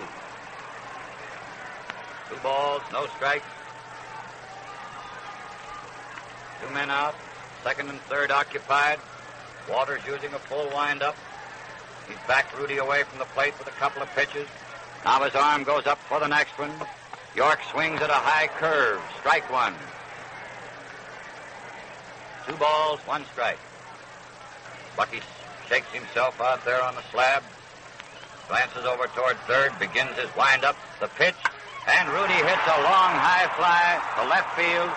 Reeser is under it and takes it for the out. Feet coming over from center field into left, taking the ball about 350 feet away from the plate. Plenty high in the air. Not enough carry against that wind. That ends the 6th inning with 1 run, 1 hit, 1 error, and 2 left on base. Travis, first up, line to second baseman Herman. DiMaggio walked. Williams flied to Reeser in center. Heath also walked. Woodrow lined a single over second in the center field, scoring DiMaggio, advancing Heath to third. Heath took third and Woodrow second when Reeser fumbled a hit. Heath being charged with an error. Then York flied high to Reeser for the third out. Sid Hudson, big right-hander, now pitching. Jimmy Fox of Boston playing first base. Dominic DiMaggio of the Boston Red Sox playing right field for the American Leaguers. And this is the first time the 2 DiMaggios have played together since they came up in organized ball. We hope they don't quarrel out there, right in center field. Going into the 7th inning, the score now 2-1 in favor of the American Leaguers. Now we get these changes.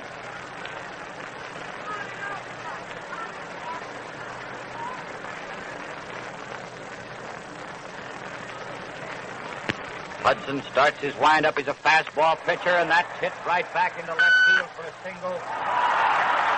Fumbled by Williams. He falls down, comes up again, and he goes an extra base. 1 and 1. Single and an error. Arky Vaughan. Single and an error. Enos Slaughter, first man up for the National Leaguers. Tickled that first pitch of Sid Hudson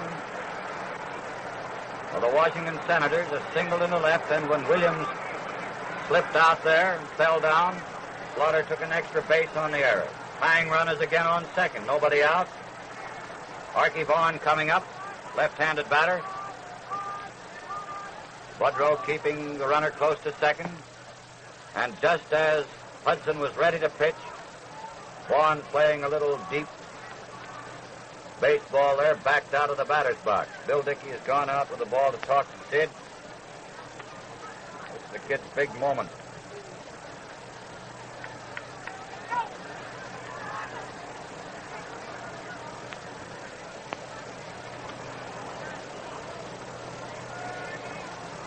Now the conference is broken up. We're set to go. There's the stretch. And the pitch. Curveball inside, low, ball one.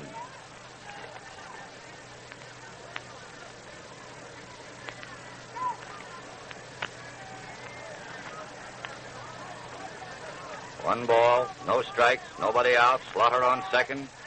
There's a drive to right field. It's carrying high up, and it's a home run. The first home run of the ball game. Here comes some straw hats, and it's Arky Vaughan of the Pittsburgh Pirates, homering in the upper deck of the right field stands, over 315 feet away, and putting the National Leaguers back in the lead as he throws Enos Slaughter across ahead of him.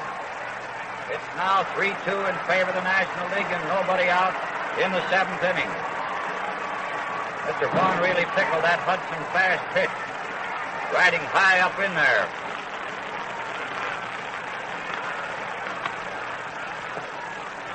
This brings up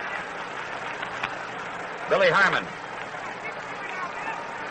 He batted for Fry in the fifth and singled, then replaced Fry at second. Socks a fast one down the third base line, rolling out into the left field corner. There's an extra base hit being grabbed by one of the fans reaching out of the stands out there. A two-base hit. And these National Leaguers seem to care very kindly for the pitching slipped in here by Sid Hudson. A single, a home run, and double. The first three men to face him.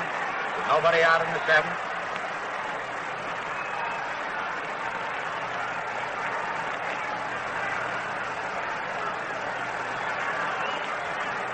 Jimmy Fox, playing first base now, goes over and talks to Hudson. Coming into the batter's box, right-hand hitting catcher Al Lopez. Sid pitches from the shoulder. Al bunts out in front of the plate. Dickey grabs it up and throws to Gordon, covering first for the put-out, a sacrifice hit.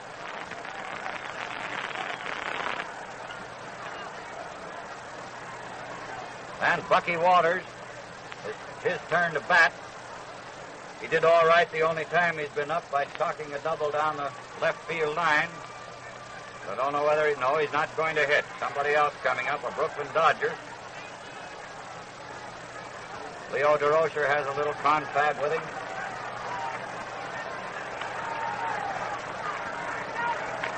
Number 6, it's Joe Ducky Wacky Medwick. Ducky Medwick batting for Walters. Ducky had fun out here one time in the World Series when a member of the Cards. First pitch, right-handed batter, breaks over for a called strike.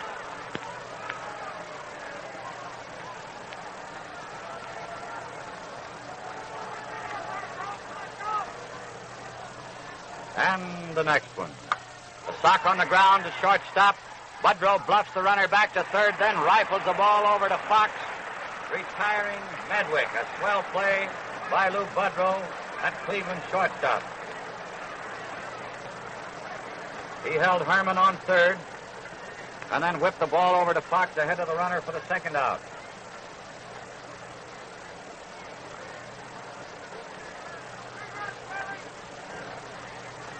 Dan Hack coming up. Left-handed batter with one hit and two official times at bat. Herman on third. The score 3-2 in favor of the National Leaguers. Seventh inning. Hudson starts his windup. Pitches a fast ball low. Ball one.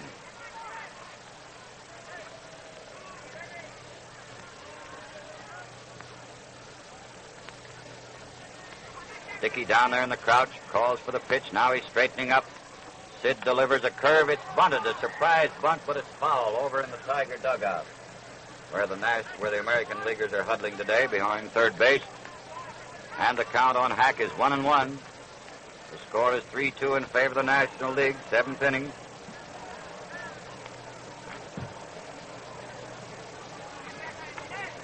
One strike, one ball. Sid gets the sign. He starts his windup. He pitches high over Hack's head. Fastball and plenty fast. So the count is 2 balls and 1 strike. DeRocher, coaching at first, says, now you're ready, kid. Pick him up. Meaning sock one out there and drive in this runner on third, Billy Herman. There's the motion, the pitch. Right in there, curveball. Belt high for a called strike. Count is 2-2. 2 men out and Herman on third. Hudson gets the sign. He starts his motion. He pitches a fast curve outside. Ball 3 and strike 2.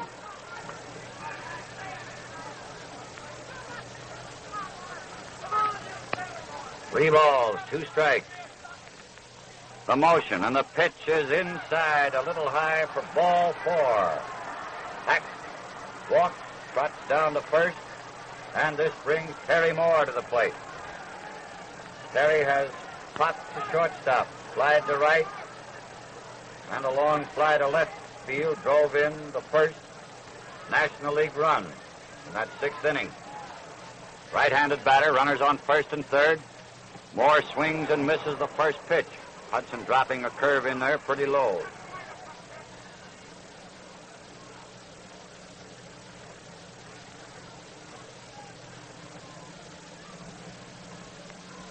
Sid waiting around. Now he's all set. Dickey out of the crouch. Here's the pitch. Foul. Top deck. Out first base way. Rolling around on the roof. Strike 2. 2 strikes. No balls.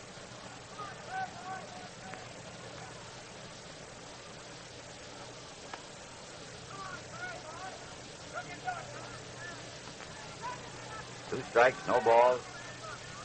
2 balls tossed in there. Hudson pitches, curve outside, ball 1. Now the count is 2-1. Herman on third, Hack on first. Moore at the plate. There's the pitch, and he swings and misses a pass from the inside, close to his thumbs for strike 3.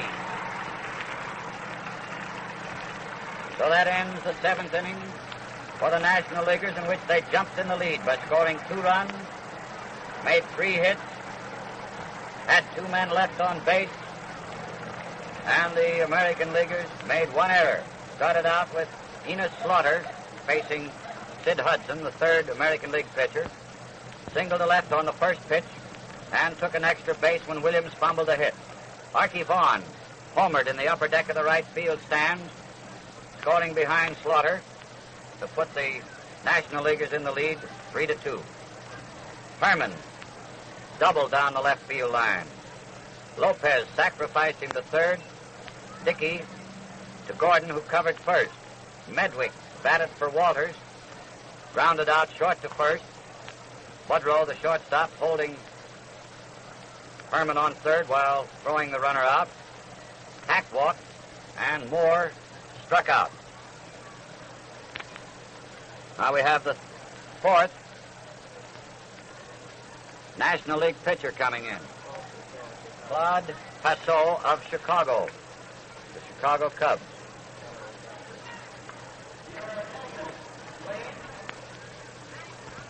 Walters worked 2 innings, gave up 3 hits, 1 run, struck out 2, walked 2. Passeau is pitching. Passeau of the Chicago Cubs pitching. Harry Danning of the New York Giants now catching for the National Leaguers. And Charlie Keller of the New York Yankees will undoubtedly bat after Bill Dickey, bat for the pitcher, Hudson. Dickey is first up. Bill has 1 hit and 2 times at bat, and Keller is waiting here in the batter's ring. Strike called on Dickey. Passeau, a right-hander, Laying that one over the outside corner to Bill. The score is 3-2 in favor of the National League. 7th inning. Claude pitches high and outside for ball 1. 1-1. Flexes his arm a bit. And pitches over that outside corner knee high to Dickey for a called strike. 2 strikes and 1 ball.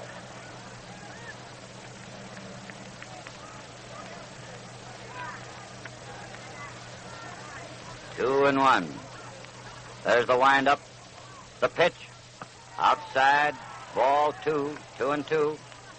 Harry the horse behind the plate. Big Harry Danning. Good catcher, good hitter. 2-2 the count on Dickey.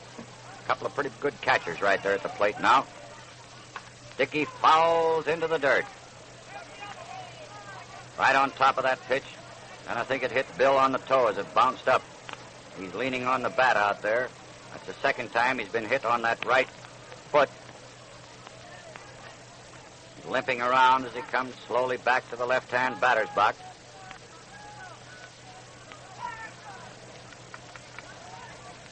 Still time is out as he's standing there talking to umpire Babe Finelli.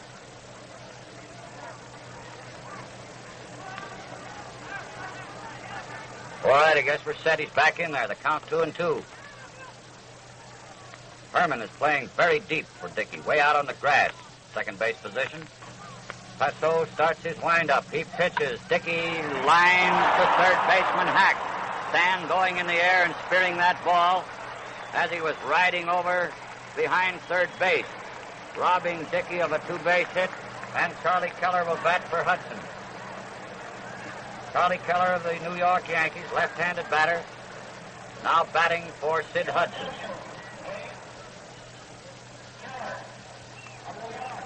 Hudson worked 1 inning.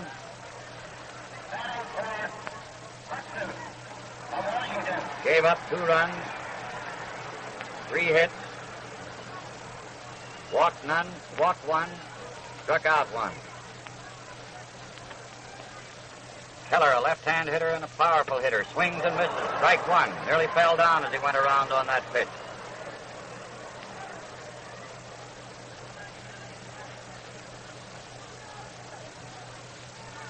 One man out, bases empty. Strike 2 called. Finelli raising his right arm as Passeau found the outside corner around the batter's knees. 2 strikes to nothing on Charlie, batting for Hudson. Danning calls for the next pitch. Here it comes. Ball, a little high, outside. 2 strikes, 1 ball.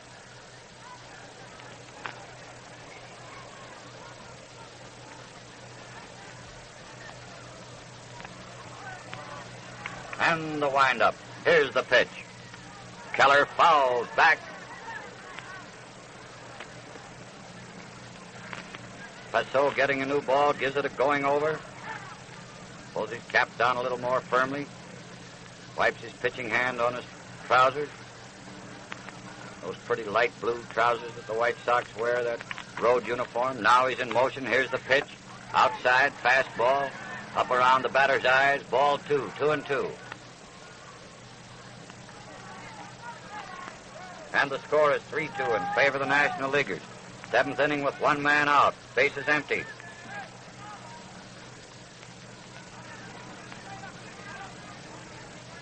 Passeau taking plenty of time. He does a lot of fiddling around. Now he's on the rubber and the arm goes up for the pitch. It's coming and Keller struck out swinging. Going for the fastball on the outside corner down around his knees. Joe Gordon. New York Yankees now playing second base and coming to bat for the first time in this game.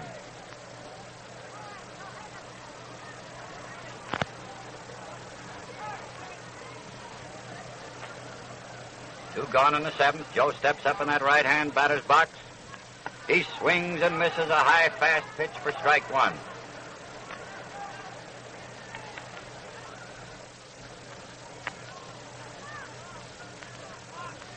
One strike on Joseph. And the next one. Little high outside for ball 1. 1-1. That's a good ball game.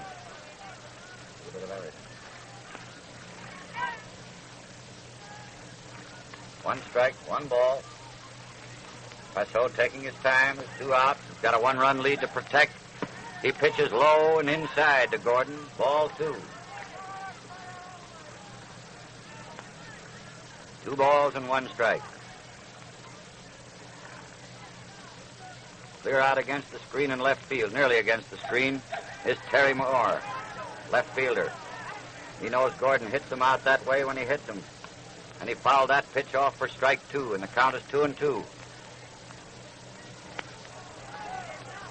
strikes, 2 balls, 2 out, bases empty, 3-2 in favor of the National Leaguers.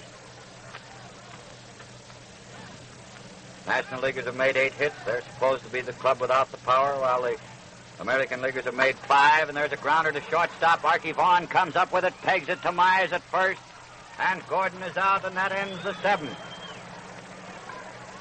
No run, no hit, no error. 3 up and 3 away.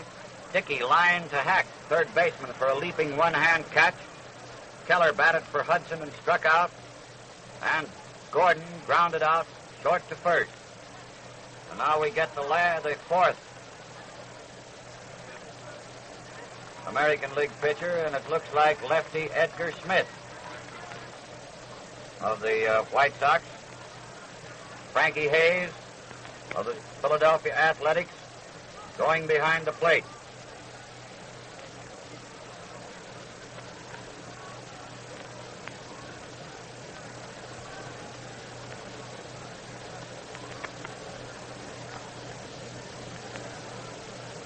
Edgar Smith, left-hander, used to be with the Philadelphia Athletics before going to Timmy Dyke's Chicago club.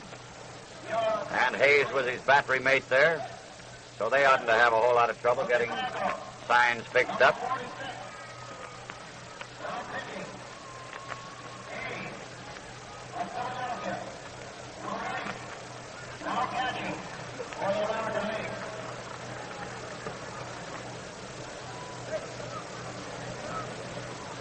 The score is 3-2 in favor of the National Leaguers. This is WWJ and W45D Detroit, bringing you this 9th All-Star Classic from Briggs Stadium. National Leaguers out in front, 3-2, going into the 8th inning. First man up will be Pete Reiser of the Brooklyn Dodgers, center fielder, has had no hits and 3 times at bat. He's the leading National League hitter.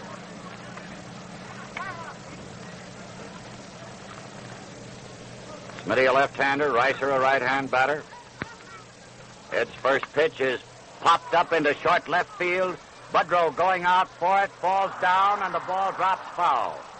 There's been a good deal of skidding around in this field today on account of the rain yesterday, the couple of heavy showers we had. The infield is in excellent shape, but apparently the outfield is a little bit skiddy because earlier in the game, if you've been in all the day, you'll remember that right fielder Bill Nicholson of the National Leaguers fell down and right out there, causing a line drive at Ted Williams to skid over his head for a 2-base knock. Ted Williams has also fallen in left field, and Budrow would have made a catch of this foul ball had he not slipped and fallen. Count is 1-1 on Reiser. Hayes comes out of the crouch. Smith pitches. Reiser swings at a ball that hit the dirt in front of the plate. That's how much drop Smitty had on that one. Strike 2. 2 strikes, 1 ball. 3-2 in favor of the National League. 8th inning.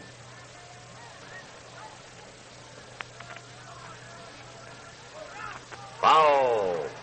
Kicked that one into the dirt. Another drop that Smith was throwing in there. Reiser got just a little bit of it on the end of his bat.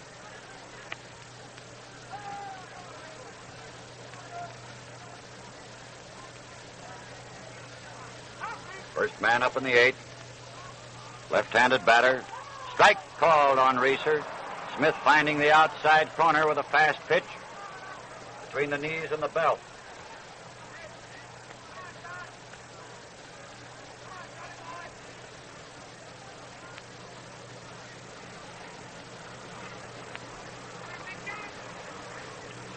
Next man coming up is Johnny Mize, left-hand batting first baseman. Foul ticks the first pitch.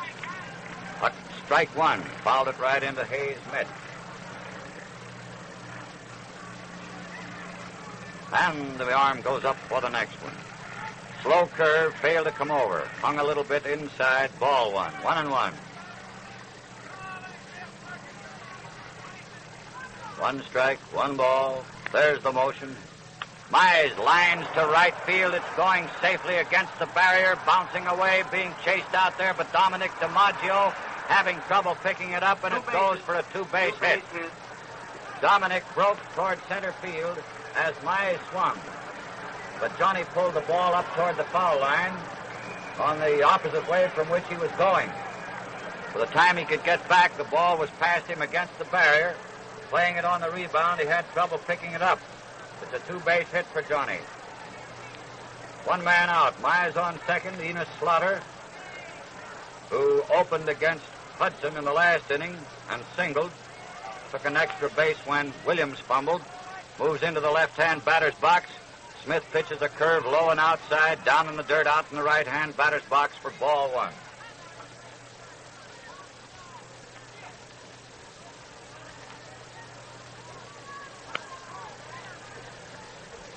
That's the fourth two-base hit. Mize was the fourth two-bagger. Vaughan has a home run.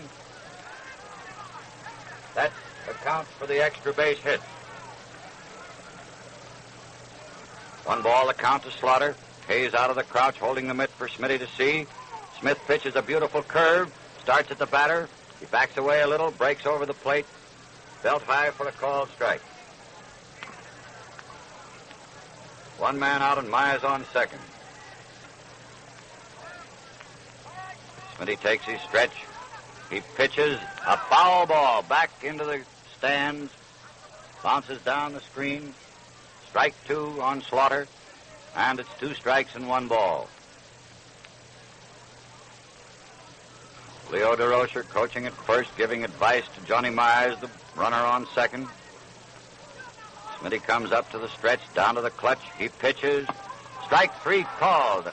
And DeRocher's talk to Mize to watch a ball hit out there, meaning left field, didn't mean much there.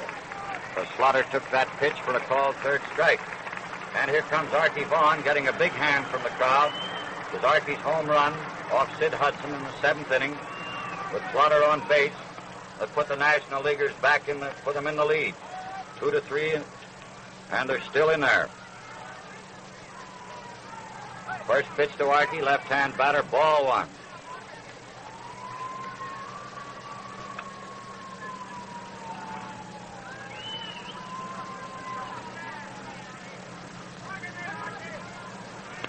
One ball the count. Smitty looks him over, taking plenty of time. Now there's the stretch. He comes down, he pitches, and there's another drive that looks as though it's his second home run. It is. It's up in the upper deck again, tickling that one in the upper deck of the right field stands. Two home runs for Arky Vaughan in this ball game, and that puts the National Leaguers out in front by two more runs to make it 5-2 in favor of the older circuit. That ball was hit harder than the first one.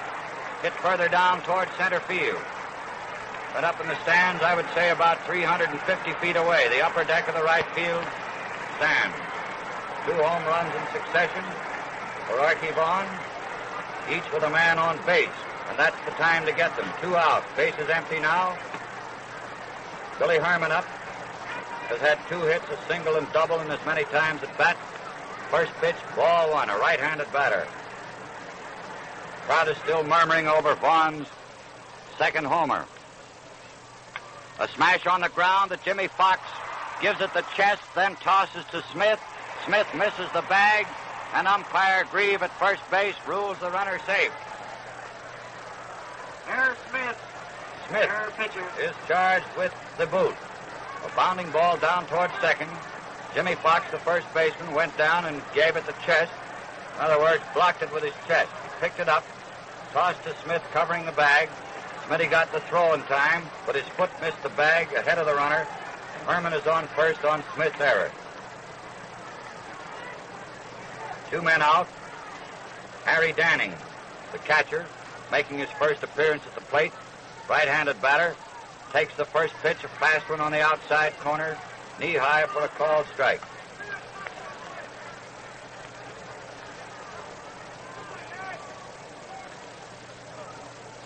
And the clutch for the next one. Fast one outside, ball one, 1-1. Score is 5-2 in favor of the National League. 8th inning, 2 men out. Herman on first.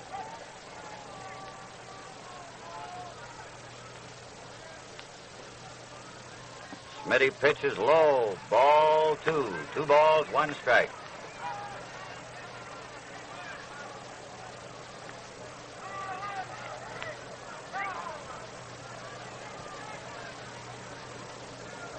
Two and 1. Herman takes a lead. Smith pitches. Danning drops a fly ball out right field way. Joe Gordon goes out for it and takes his over his shoulder for the putout. Second baseman Gordon running out into short right. Take that over his shoulder for the putout. That ends the 8th for the National Leaguers. And they've got a 3-run lead on the Americans. The American League comes to bat in the 8th. 2 runs.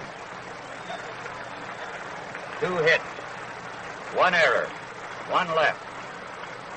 With Edgar Smith, left-hander, pitching for the American League, Reeser was called out on strikes.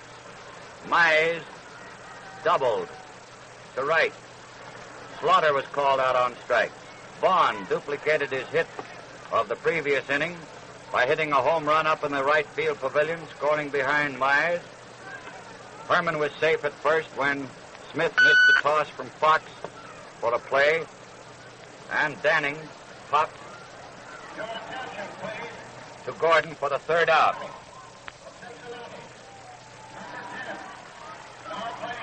Frank McCormick is playing first base for the National League. McCormick of the Cincinnati Reds.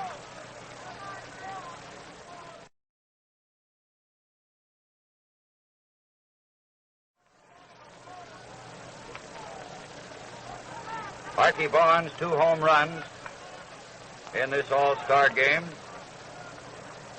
goes just a little bit better than any of his predecessors. Lou Gehrig and Frankie Frisch were the only ones to hit more than 1 home run in the all-star games in which they participated.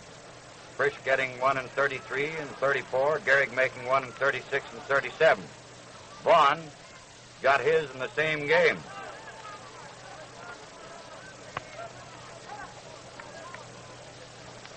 Up at the dish is Cecil Travis.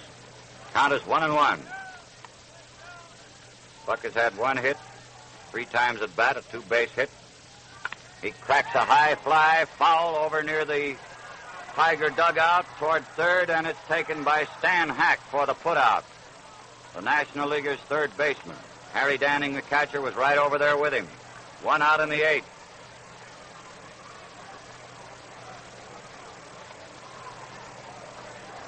Joe DiMaggio coming up. Joe has gone hitless. He's walked once, flied deep to right center field, and fouled out to third base.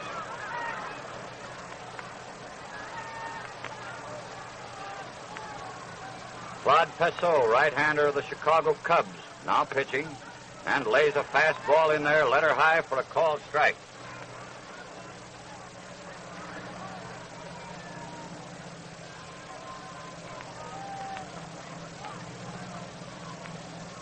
One strike on DiMaggio. The score is 5-2 in favor of the National Leaguers. Joe fouls a pitch that goes through a runway in the second deck. Coming up there looked like a souvenir ball, but went right down through one of the runways. And the ball was traveling pretty fast. Maybe it's a good thing it did. Might have hurt someone. 2 strikes and nothing. Passeau getting a new ball from umpire Pinelli. Dries his hand, blows on the meat hand now, rubs it dry. Boys are out there barking it up. That National League team feels pretty cocky right now. 3-run lead in the 8th inning. Passeau starts his windup. Here's the pitch. DiMaggio drives to left center field. It's dropping safely and skidding past Reeser against the barrier to the 400-foot mark. And DiMaggio pulls up at second. A double between center fielder Reeser and left fielder Terry Moore. 2 base hits for DiMaggio. This game doesn't count, however, in the consecutive game Here's the record. official paid attendance. 54,674. 5-4-6-7-4. Ted Williams up there. 5-4. Left-handed batter. Said he's had 1 hit in 2 official times at bat. First pitch is outside, a fastball, little low, ball 1. The official attendance just came in. I don't know whether you heard it or not, but it's 54,674. A nice crowd, but not the largest crowd that's been in this ballpark. Vaughan pitches a curved ball that fails to find the plate for ball 2. Broke a little inside to Williams. DiMaggio on second. 1 man out in the 8th. 5-2 in favor of the National Leaguers. There's the clutch. Foul into the dirt. Right at the batter's feet. Ted going for a low breaking pitch. Just got on top of it. And the count is 2 balls, 1 strike. Wind freshening up a bit and blowing from the left field corner toward the right field corner. Coming more in, just right in toward the plate from left field. Beautiful day for this ball game. Very high sky now, no clouds up there. Tough on the outfielders. Passeau pitches. Williams fouls another one back. Strike 2 and the count is 2-2.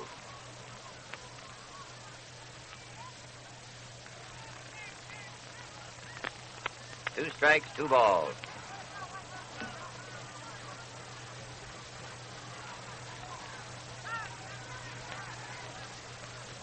Passeau taking plenty of time out there.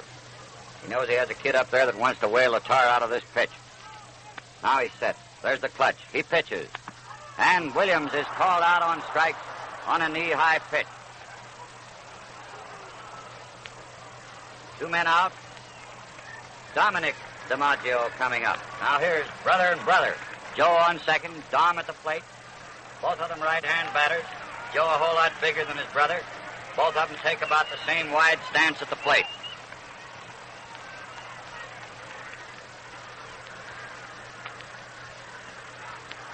Two men out. 5-2 in favor of the National Leaguers in the 8th inning. There's the clutch. Passeau pitches. Dominic fouls back up in the screen. Strike 1.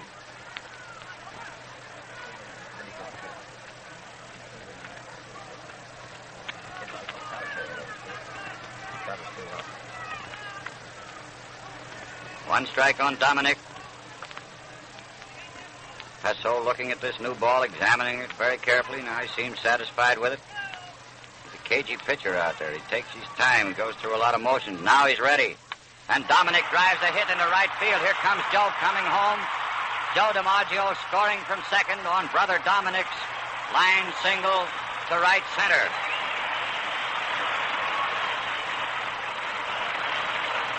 The score is now 5-3 in favor of the National Leaguers. 2 out. Dominic DiMaggio on first. Lou Budrow coming up. Lou batted in a run in the 6th inning, the only time he's been at bat.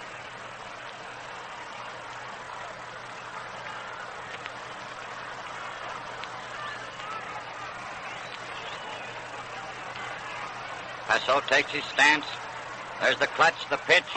A very high fast one over the batter's head. Ball 1.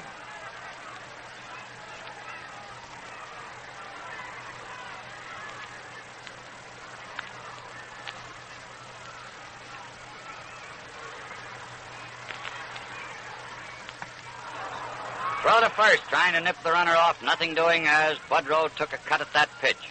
The count is 1-1. Danning snapped the ball down to McCormick at first, but Dominic DiMaggio got back safely.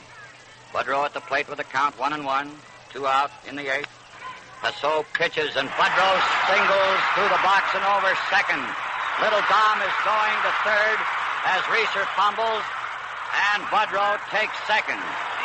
Reeser has looked bad on a couple of ground hits. Had Dominic DiMaggio foresight that Reeser would have fumbled that one. He'd have come all the way home. He had already stopped at second when Pete fumbled a bit. Then he headed for third, and Budrow went on to second. Jimmy Fox is at the plate. The tying runs are on second and third. 2 men are out in the 8th inning, and this is Fox's first time to bat. Budrow has done very nicely with 2 hits and 2 times at bat. Drove in a run the first time. Fox swings at a high, fast inside pitch for strike 1. And the crowd is a bit noisy right now. I hope I'm getting this into the microphone. All right, Frank? 1 strike on Fox. Claude winds. Jimmy swings. Strike 2. And Fox is really trying to belt that ball out of the lot. It's 2 strikes and nothing.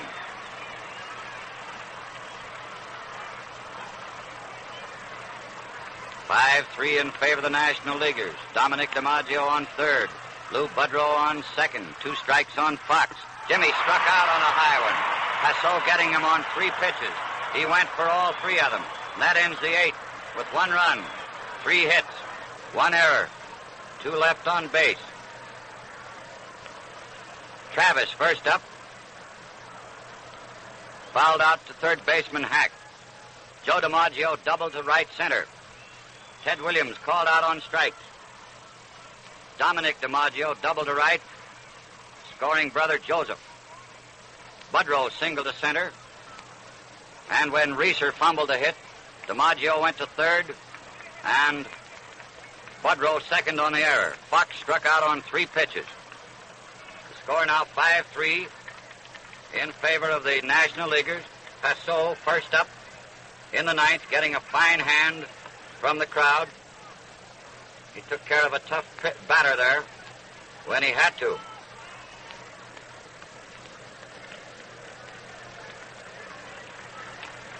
Claude bats him as he throws them right-handed. Eddie Smith out there on the hill, left-hander, the 4th National League pitcher to work. Each team has used 4 pitchers, and the first pitch is a called strike on Passeau. And incidentally, Mr. Passeau is quite a hitter. He has banged out several home runs for the Chicago Cubs when it meant a lot while he was in there pitching. Takes the next one outside, takes a look at it rather. Ball 1, 1-1. National Leaguers have made 10 hits so far. The American League, 8. The National League is leading by the same margin of runs, 2 runs. It's 5-3. Passeau hits a drive to right field. Dominic DiMaggio is waiting for it and takes it for the put-out. 1 away. Stan Hack is next. 1 hit, 3 times at bat. But Cookie Lavagetto is going to bat for Hack. Cookie Lavagetto of the Brooklyn Dodgers batting for Hack. He's a right-handed batter. Right name Harry, but they all call him Cookie. He's a third baseman. First pitch, fouls behind. Coming back for it is Hayes, but the ball is in the stands. Bouncing right around down there where Virginia is. She almost got hit on the head. Been bad for the ball. Smitty gets a new ball from umpire Pinelli. He's in there looking for the sign. Hayes still in the crouch. Here's the pitch. Cookie socks a fast one to Jimmy Fox. A swell stop. He's tossing to Smith, and this time Smith gets his hoof on the bag out there to retire the runner. A nice play by Jimmy Fox, the first baseman. A hard hit smash, curving foul. Jim had to go for it fast, made the stop. Smith hurried over, took the toss, and there's 2 away. Next, Terry Moore, left fielder who has gone hitless and 4 times at bat. Right-handed batter. First pitch, fastball in there, belt high for a called strike.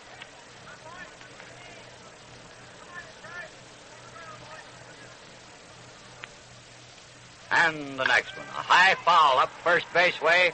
Fox, shielding his eyes from the sun with his glove, is under it and takes it. And that ends the 9th for the National Leaguers. Now the American Leaguers come in, facing a 2-run deficit. It's 5-3 in favor of the National League. Smith got by the ninth inning, retiring the side in order. No run, no hit, no error.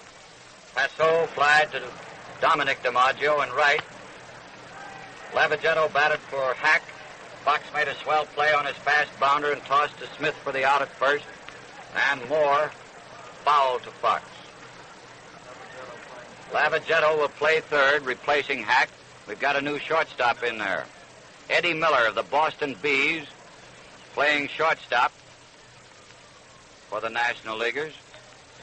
And I guess that about takes care of the changes. Frankie Hayes will be the first batter up for the American League. Arky Vaughan can well afford to rest in this ninth inning. He did all right. He only made 3 hits, 2 of them home runs. He drove in 4 of the 5 runs scored by the National Leaguers. Miller of Boston, number 7, playing shortstop. Lavagetto of Brooklyn, number 5, playing third base for the National League. That's the only changes. Lavagetto playing third, Eddie Miller playing short. First pitch to Hayes, a called strike, as Passeau broke it on the inside corner to this right-hand batter. This is Frank's first time at the plate. And the next one is hit a high fly in short center field. There's a gang of them out there for it. And second baseman takes it for the putout. A very high fly in short center field. 3 of them out there for it, and second baseman Herman took it for the putout. And Passeau, all he has to do is get 2 more to win this ball game for the National Leaguers. Here's a pinch hitter. Ken Keltner batting for Smith. Ken Keltner of the Cleveland Indians batting for Smith. Takes the first pitch on the outside corner letter high for a called strike.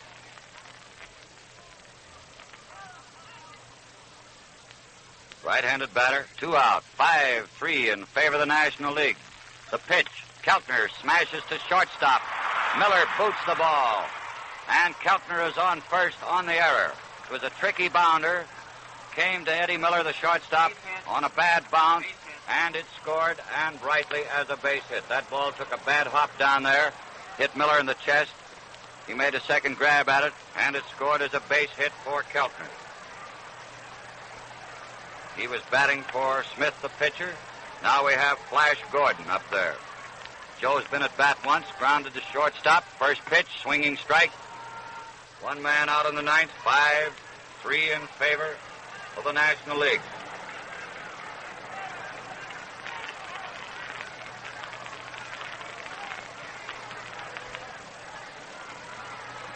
And the next pitch. Gordon lines a hit into right field. Keltner pulls up at second. Slaughter fielded that ball fast. The rally is on. There's a chance here for the American League. 1 man out and runners on first and second, the tying runs.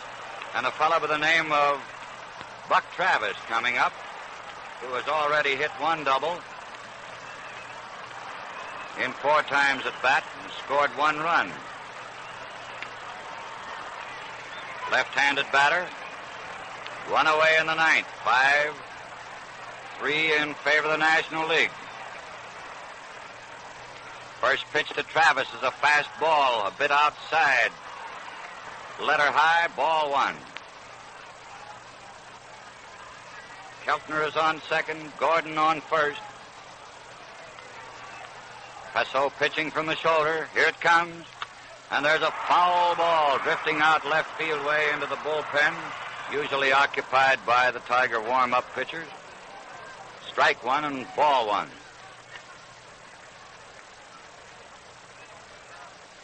For the National League, Arky Vaughan has batted in 4 of the 5 runs. Terry Moore batted in the other with a long fly to left field. Vaughan is not in the game now. Eddie Miller playing short. Passeau is ready. He pitches. A curved ball gets the outside corner for a called strike on Travis. 2 strikes, 1 ball. 1 man out. Second and first occupied. Here's the pitch.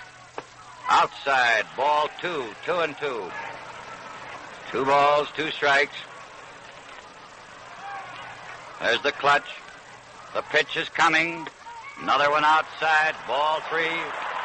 3-2. The crowd is hanging around. I haven't seen anybody go home yet.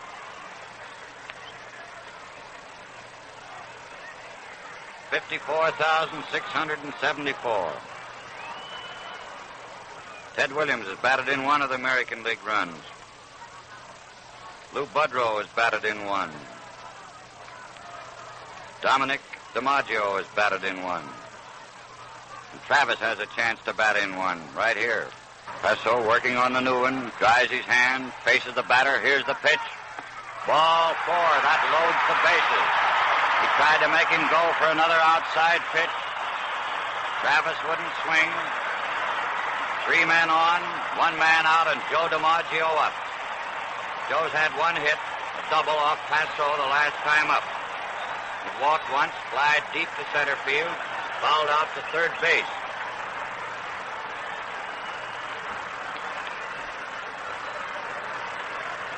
That's the first base on balls issued by Passeau. Bucky Walters walked 2, Whit Wyatt walked 1. Derringer walked none.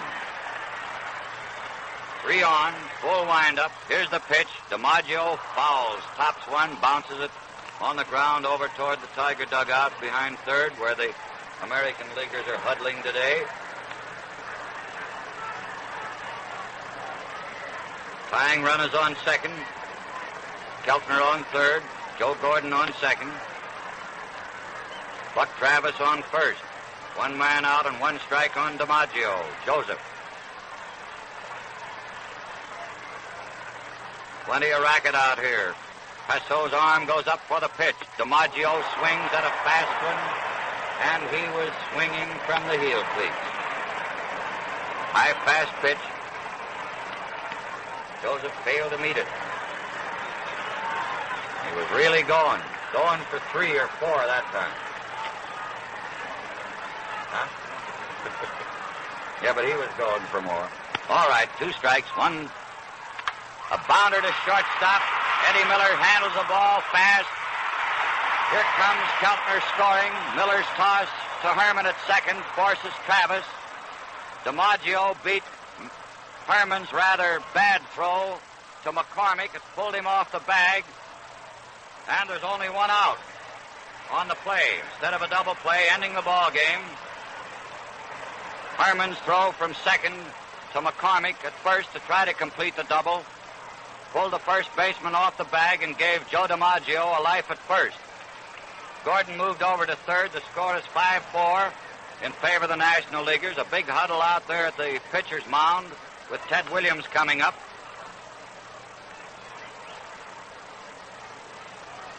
And we'll see what the dope is.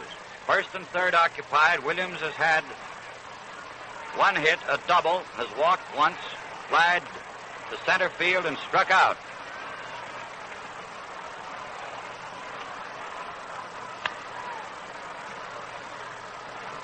Now the tying run, the person of Joe Gordon is on third.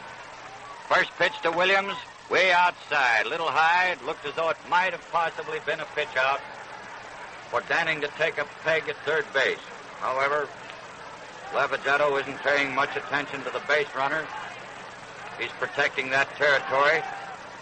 But Williams might push a hit down through there, playing right on the line between third and second. While Eddie Miller, the shortstop, is deep and over near second. Second baseman Herman up toward first. Foul ball right over our heads. Strike. Count is 1-1.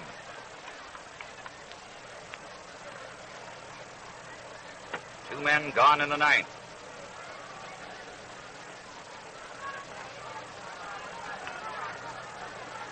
Five, 4 in favor of the National Leaguers.